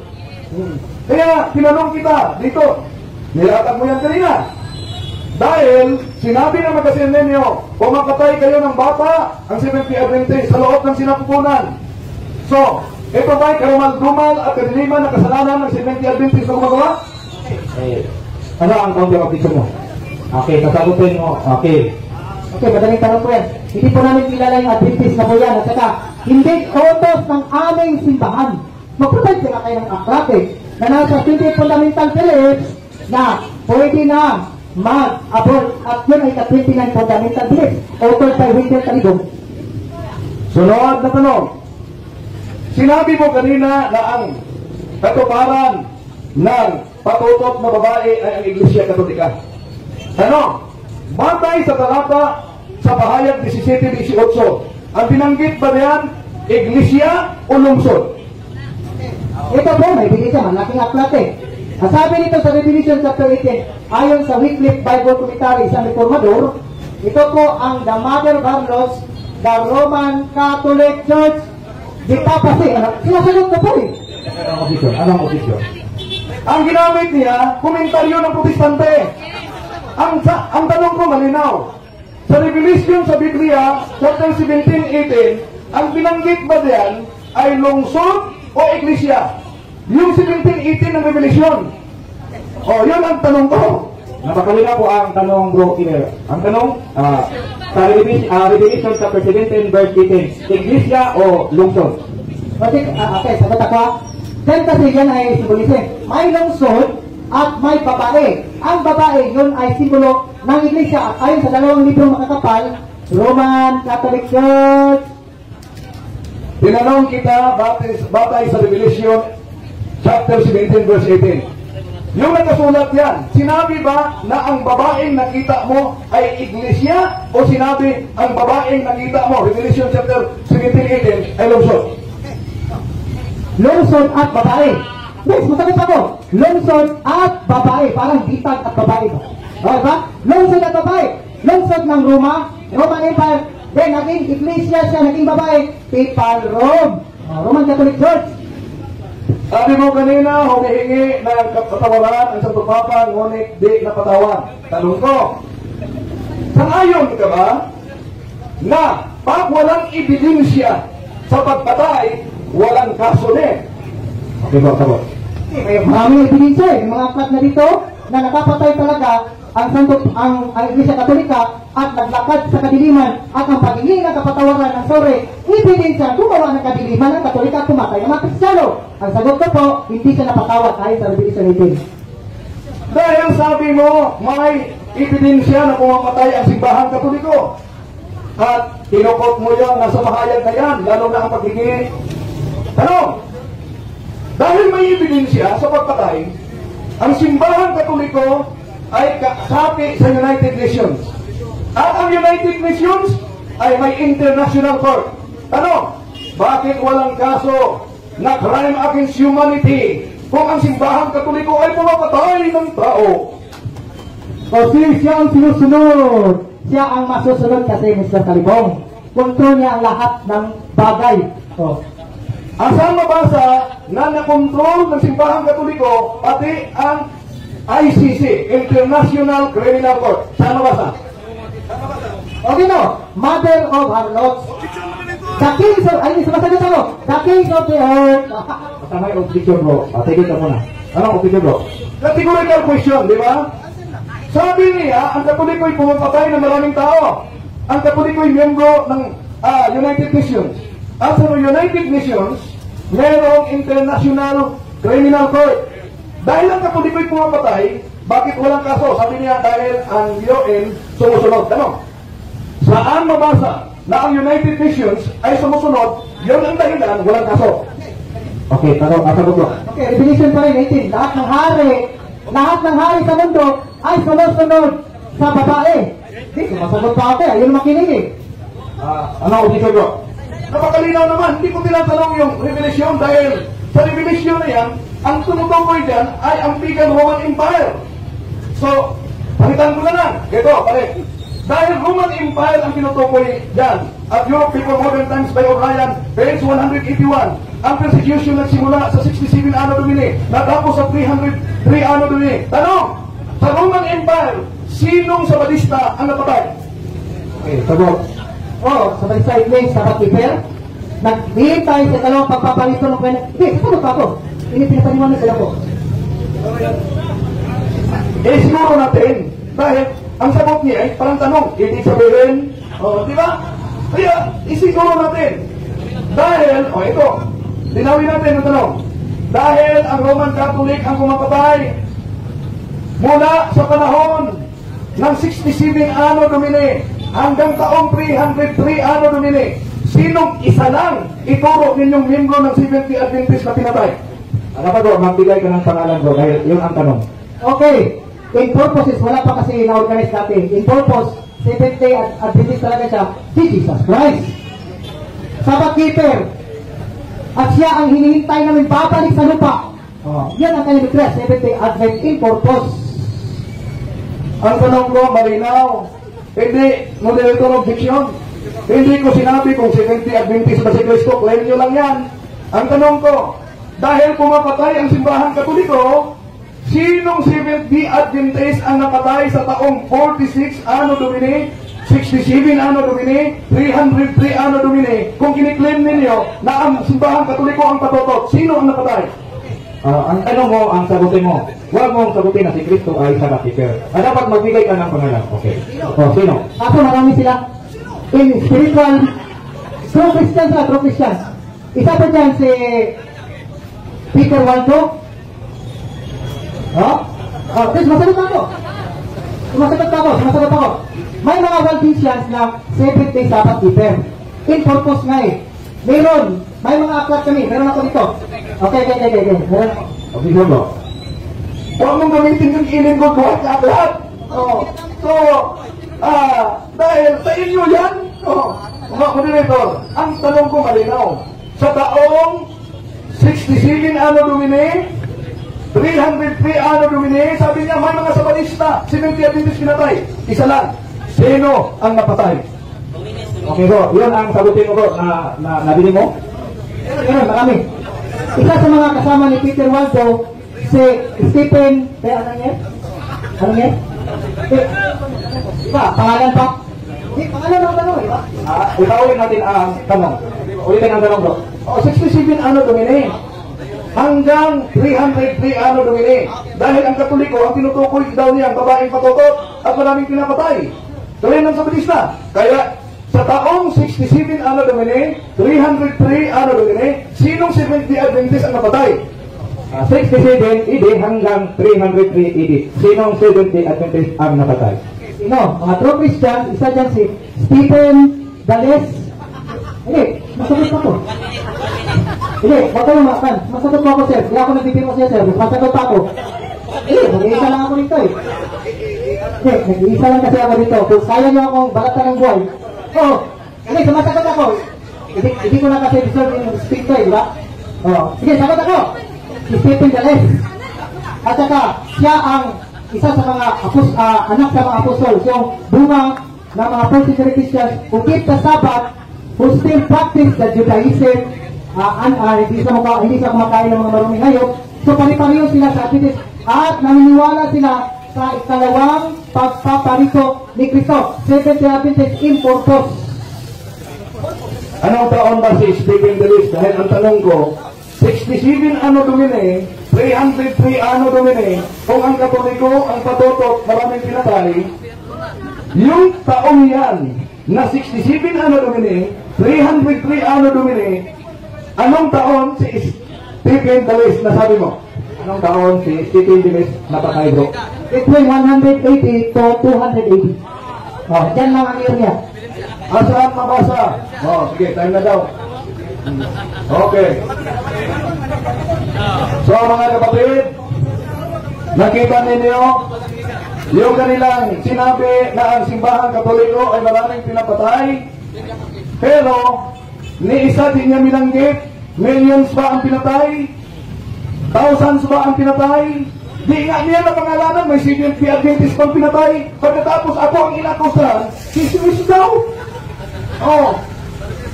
Nagsisisimis daw. Ngayon, ito kasi ang nakasulat sa public apology ng Papa. Nasabi niya, humihingi daw ng kapatawaran dahil sa Inquisition. Ito, ang sabi, quote ng BBC News, "We are asking pardon for the divisions among Christians, for the use of violence that some have committed in the service of God, and for the attitudes of mistrust and hostility assumed towards the followers of other religions," said Pope John Paul. Ito ang kinukot nila. May sinabi ba dyan Inquisition? Wala. Ang sinabi ng Papa, humihingi kami ng kapatawaran sa mga kasalanan noon. Kung ang simbahang Katoliko ay patutok, may patutok ng humihingi ng kasalanan, kapatawaran? Bisik-bisik na ng pagpantayin. Pangalawa, ang daming talata, bakit di ko na lang tinanong? Dahil wala naman sa kanyang paksa ang ginagamit niyang talata. Ginamit niya ang John 8:44. Meron ba diyang mabasa? Kaugnay sa Inquisition na lumalakad ang simbahang Katoliko sa kadiliman? Wala. Ginagamit niya Revelation. May nabasa ba wala? Yun ay kaugnay sa Roman persecution. Europe Before Modern Times by O'Brien, page 181. Anong sabi? The principal reason why the Roman state tried to crush the church was a political one. The Roman government oppressed the people and ruled by force. Such a government cannot permit an organization like the Catholic Church to exist. The Christians would not adore the supreme in all things, would not accept the emperor as God. Now, ito sa 7 lies about Catholic. Anong sinabi nito? Ito ang babasa natin. One of the famous, ito'y kaugnay na sa Ecclesiastical Inquisition. Inuugnay talaga niya ang Government Inquisition at Ecclesiastical Inquisition. Naita yun. Pero sa Ecclesiastical Inquisition, anong sabi? One of the famous inquisitors, Jacques Fournier, who interviewed some 930 suspected heretics during his career, never used torture. Binanggit ba niya yan? Ang Ecclesiastical, hindi. He got all information he needed through the skill and not force. He assigned various penalties to those judged guilty, ranging from making a pilgrimage or wearing a cross to the exile or imprisonment. 42 heretics he turned over to the secular authority for execution. The church itself did not execute. Yun ang nakasulat. Kaya, tinanong ko siya kanina, mga mahal na kapatid, yun bang mabasa sa Revelation chapter 17 verse 18, yun po ba ay kaugnay sa Iglesia o yun po ba ay kaugnay sa lungsod? Yung babaeng nakita mo ay yung tunay na Iglesia na itinatag ng ating Panginoon sa Kristo, ayon siya magasin Katoliko ang sinabi dyan. Hindi 70 Adventist. At hindi lang yan, mga kapatid. Ito ang pinaka-delikado. Bakit? Ito, aklat ng 70 Adventist. Dahil, kung sa kanilang magasin, sabi niya, kinakaunti ko kasi ang claim niya. Ito, 1863 pa nagsimula ang 70 Adventist ayon sa kanilang aklat. At hindi lang yan. Napakadelikado pag umanig ka sa siktang inaniman niya. Bakit? Ito aklat niya. Nila, 70 Adventist. Baka, tatanungin ako niya mamaya, saan at ano ang prueba na ito'y aklat nila. Bagong away. Ito, aklat nila, 70 Adventist. At may patunay ako na sa kanila talaga ito dahil ginamit ng pastor nila at dala ko. Ano sabi dito? Lilitaw ang mga bulaang mga ngaral, bulaang propita, at isa na dito, si Ellen Goldwhite. Nasa aklat nila yan. Yun ang resulta ni Martin Luther. Pagkatapos sabihin mo, si Martin Luther ay hindi mali, lilitaw nga ang mga bulaang propita. Isa na si Ellen White daw, sabi sa ilang aklat. Kaya, Napakadelikado mga kapatid.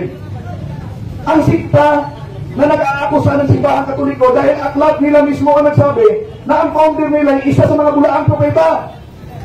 Ano ang resulta? Pagkaanib ka sa bulaang propeta, ano ang resulta? 2 Pedro 2:1. Delikado, nanganganib ang kaluluwa. Kung punta tayo sa Inquisition, pagpatay sa makasalanan, katawan ang pinatay. Pero pag umanib ka sa bibing sikta, hindi katawan ang pinatay, pati kaluluwa. Kaya isip-isip kayo naman sa Krishna, bakit? Dito pa, aklat ng Seventh-day Adventist Last Day Events by Ellen G. White. Anong sabi? Ito ang nabasa. But I see unto thee, it shall be more tolerable for Tyre and Sidon at the day of judgment than for you, and thou Capernaum, close parenthesis, Seventh-day Adventists who have great light, which are exalted unto heaven in the point of privilege, shall be brought down to hell. Ano daw ang sa kanilang aklat, mga kapatid? Ang sa kanilang mga aklat sinabi dito na ang Seventh-day Adventist kita namin na at nilatag niya na kahit bata sa loob ng sinapupunan ay pinatay mismo sa pamamagitan ng abortion. Malala yan. Maraming salamat. Okay, natapos na ang 10 minuto ng negative side. Susunod naman ngayon ang 10 minuto ng cross-examination mula sa affirmative side, Bro Gideon. Okay po. Ano na oras, bro? Okay. Okay po, dito sa aking last na tanungan. Ginamit mo ang last day events. Tayo nga, kung nilipis sa aking salin, sa'yo, ipakaiba dyan. Sa kanya nagmamayabang nataglay ang liwanag, gayon man ay hindi lumalakad dito ang wika ni Kristo. Ang tanong ko po, anong uring Adventista ang maipupulit sa impyerno? Ang hindi naglalakad ayon sa mapabasa o yung mga masigasig at tapat na mga Adventista? Ang ayon sa nakasulat, ha? Ayon sa nakasulat dito, malinaw talaga. Seventh-day Adventist, ayun nakasulat ko. Ako muna, sagutin ko muna. Seventh-day Adventist who have the great light, counter-injection. Unahin natin ang opinion. Anong opinion? No, hindi ka matapat, ha? Ayon dito sa binasa mo, kumpituhin natin pabasa, mabibisto ka dito. Sabi dito, sa kanilang nagmamayabang nataglay ang liwanag, gayon man ay hindi lumalakad dito ang wika ni Kristo. Yung una ay iniwasan mo. Ang tanong ko, ano ba ang uring Adventista ang maipupulit sa impyerno? Yung hindi na naglalakad sa liwanag o yung matapat? Ayon sa mapabasa. Anong counter-objection, bro? Ang counter-objection, patapusin muna niya ako dahil hindi yan ang binasa ko. Ang binasa ko ang English version. At ayon sa mababasa, Seventh-day Adventist who have the great light. Ang Seventh-day Adventist na may malaking liwanag, yun daw ang itatapon sa impyerno. Nako, delikado. Tama naman po, bro, dahil English at Tagalog naman ang ginamit. Tagalog. Pwede bang basahin natin ang buong buod na pangusap? Pwede ba natin basahin? Anong objection? Nasa cross-examination na tayo. Yung sinabi mo, pwede ba nating basahin? Hindi yung tanong. Ha? Hindi yung tanong. Kaya, question ka. Request yan. Okay, moderator tayo muna, bro. Ilan tayo mo? Ilan ka?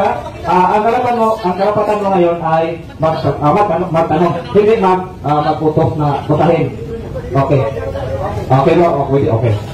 Okay, tanong, bro. Of those who boast their life and yet fail to walk in it. Binasa mo dito, that I say unto you, it shall be more tolerable for Sodom and Sidon and the day of the judgment than for you. The Seventh-day Adventist, as a great light, exalted in heaven, shall be brought down to it. Ang tanong ko, ayun dito. Ayun dito. Anong sinabi dito sa taas? Who boast their light and yet fail to walk in it. Tama ba o mali? Tamang-tama talaga na sinabi ni Ellen G. White na ang Seventh-day Adventist na nanglakad sa liwanag, tatapon sa impyerno. Di ba kayo nagtaka yan? Naglakad ka sa liwanag, pagkatapos impyerno ka patungo. Abuat mo yan. Sunod na tanong. O dyan pa rin. Pwede, hindi mo binasa yung who boast their light and yet fail to walk in it. Iniwasan yung fail to walk in it. May liwanag na, pero hindi na naglalakad. Hindi na naglalakad sa liwanag. Okay, tanong. Ay, dito bro, mayroong dito. Nakomentaryo na, hindi na siya nagtatanong. Kaya tanong, categorical question, mas may answer, categorical eh. Dali question. Okay, tanong bro. Sige bro. Okay, ang tanong ko sa'yo, bakit sa nakasulat niya, maging matapat ko tayo ha, yung sa taas, sa pangusap, sinabi ko dyan, has a light and yet fail to walk in it. Yung natigo niya isa buhay yung liwanag ni Kristo. Ang tanong ko po, tama po ba yan o mali? Ang buong nakasulat, tama talaga. Na ang Seventh Day Adventist na may malaking liwanag, tatapon sa impyerno. Tama! Sabi, tanong, sunod tanong bro. Ako naman, hindi naman ko tutor eh, kasi may mga Adventista naman na hindi na naglalakad sa liwanag. Ano ang dito? Mayroong dito mo. Hintayin mo na natin. Objection ko. Dahil, hindi yung komentaryo mo na yun.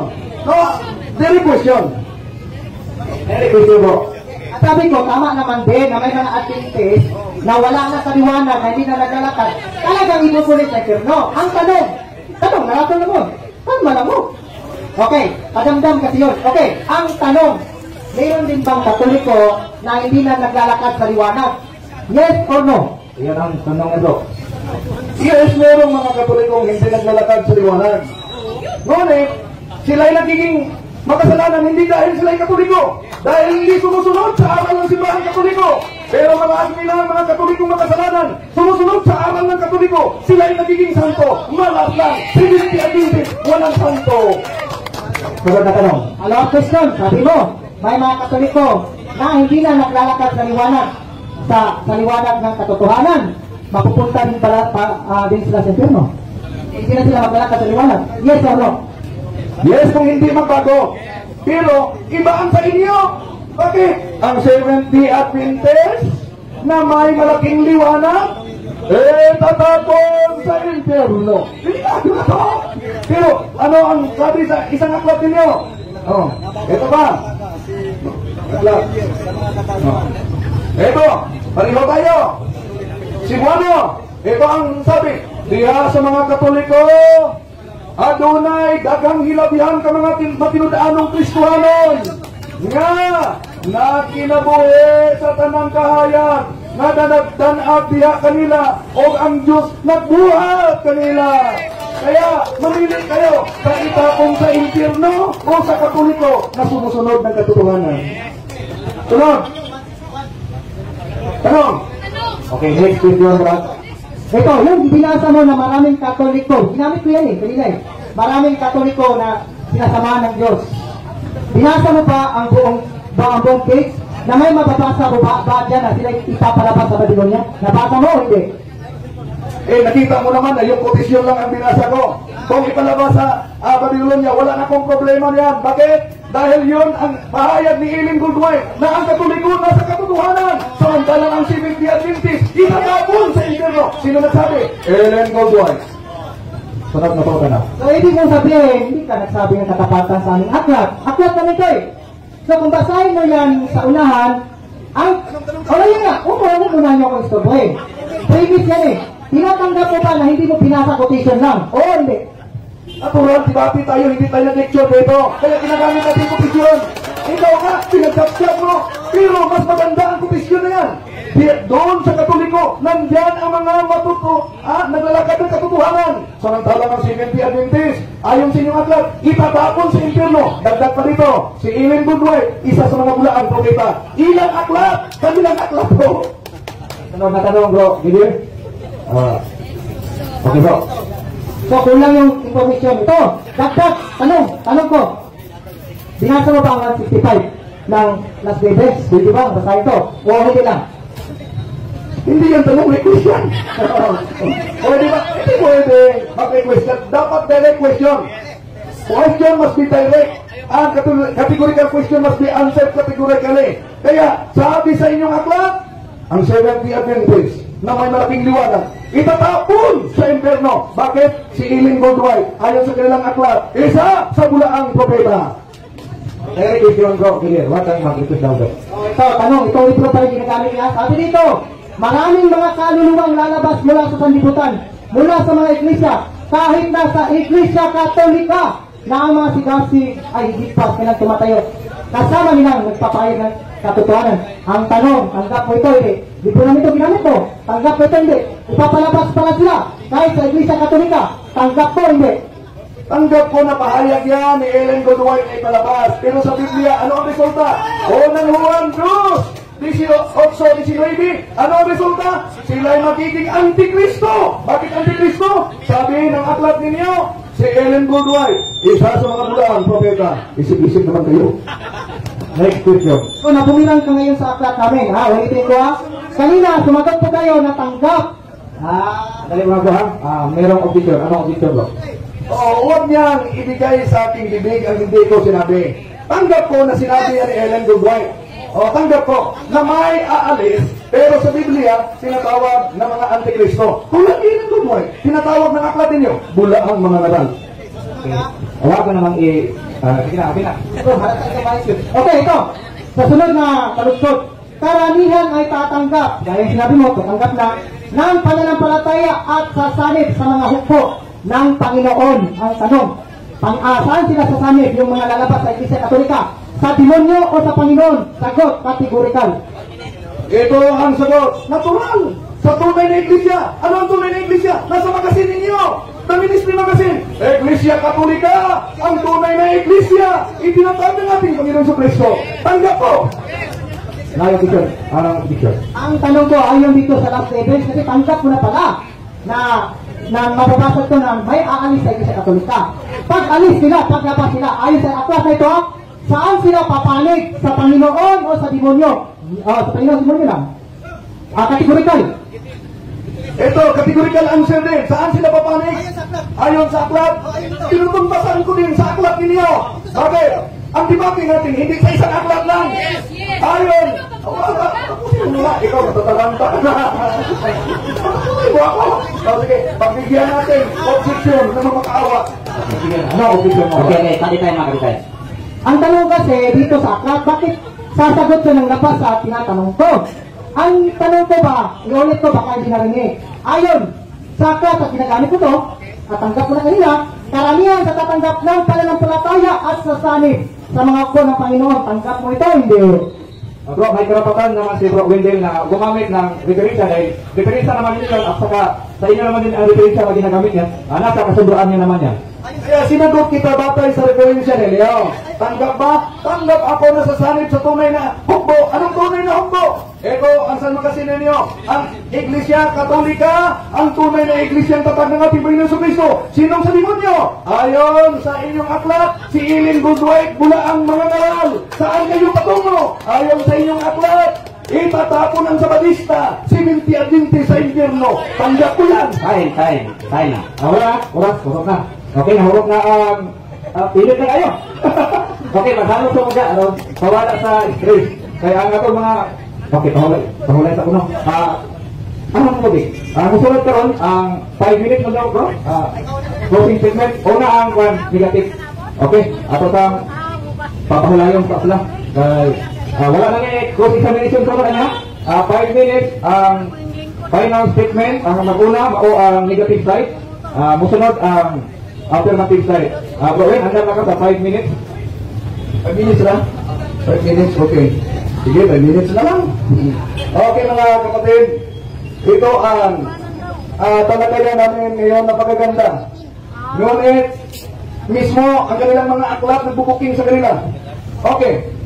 Ito ang pahayag sa kanilang pastor, Seventh Day Adventist. Baka, sabi kasi ng mga Seventh Day Adventist, yung dala kong aklat na si Ellen G. White ay mula ang propeta, hindi sa kanila. Iparinig ko muna, ha? Ito.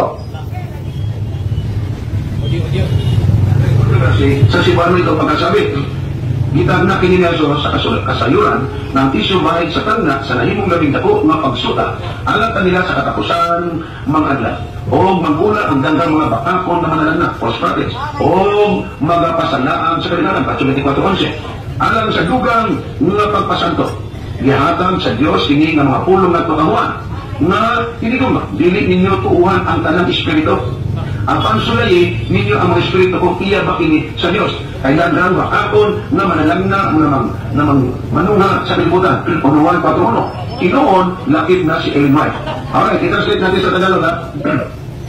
Inunahan nito ni Cristo Jesus sa alaman tungkol sa bagay ito sa kanyang hula na pagsabi na ito ay isa sa pinakamalaking dapat alamin na sa huling mga araw magsilabas ang mga bulaang mga propeta at kanilang linlangin ang karamihan. Matthew 24:11. Para sa karagdagan ng pagpapaunawa o pagpapaintindi, binigay ng Diyos sa kay Juan ang nasalitang ito na hindi ko pa, na iniilig. Huwag ninyong paniwalaan ang lahat ng espiritu, kundi subukin ninyo ang mga espiritu. Ito ba ay sa Diyos? Sapagkat maraming mga bulaang mga propita na magsipaglabas sa sanglibutan nito, unon patrono. Kalakip niya ni si Ellen White. Pastor ng Seventh Day Adventist yan. Binasa nila ang aklat na ito. Sino daw? Kalakip na sa bulaang propeta si Ellen White. Delikado yan.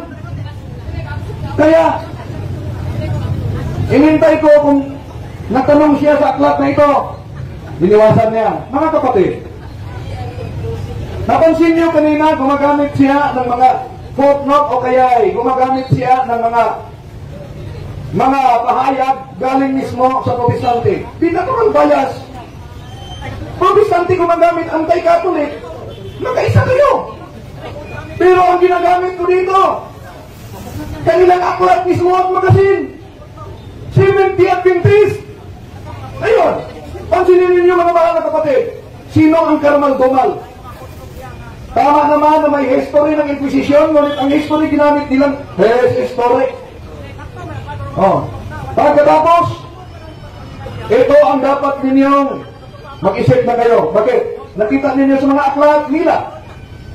Si Ellen White, isa sa mga bulaang propeta. Aali pa kayo yan? Kaya, ikinakalat yung kabulaanan. Natanong na ako, kung ang Katoliko maraming pinatay, pero kung ang Katoliko, crime yan. Dapat ang Katoliko ay sampahan ng kaso na crime against humanity. Lahat ng mga sikta, inatake ang Katoliko na maraming pinatay ng mga Kristiyano. Pero narinig ko kanina, sinong si Seventh Day Adventist pinatay? Ni isa wala. Kaya mga kapatid, nasaksihan ninyo ngayon ay napakagandang talakayan. Nasabi niya, hindi na giba. Dahil pa lang, giba na. Aklat pa lang nila, giba na. Kaya mag-isip-isip ka na, kapatid. At sa lahat nating mga kapatid, hindi po natin layunin na saktan ng damdamin ng ating mga kapatid sa iba yung pananampalataya. Pero may kasabihan tayo, ang kasinungalingan, pag ito'y palaging inulit-ulit, ay magmukha na parang katotohanan, lalo na sa ating mga kapatid, kulang ang kaalaman. Okay, natapos na. 5 minutes na closing statement ng negative side.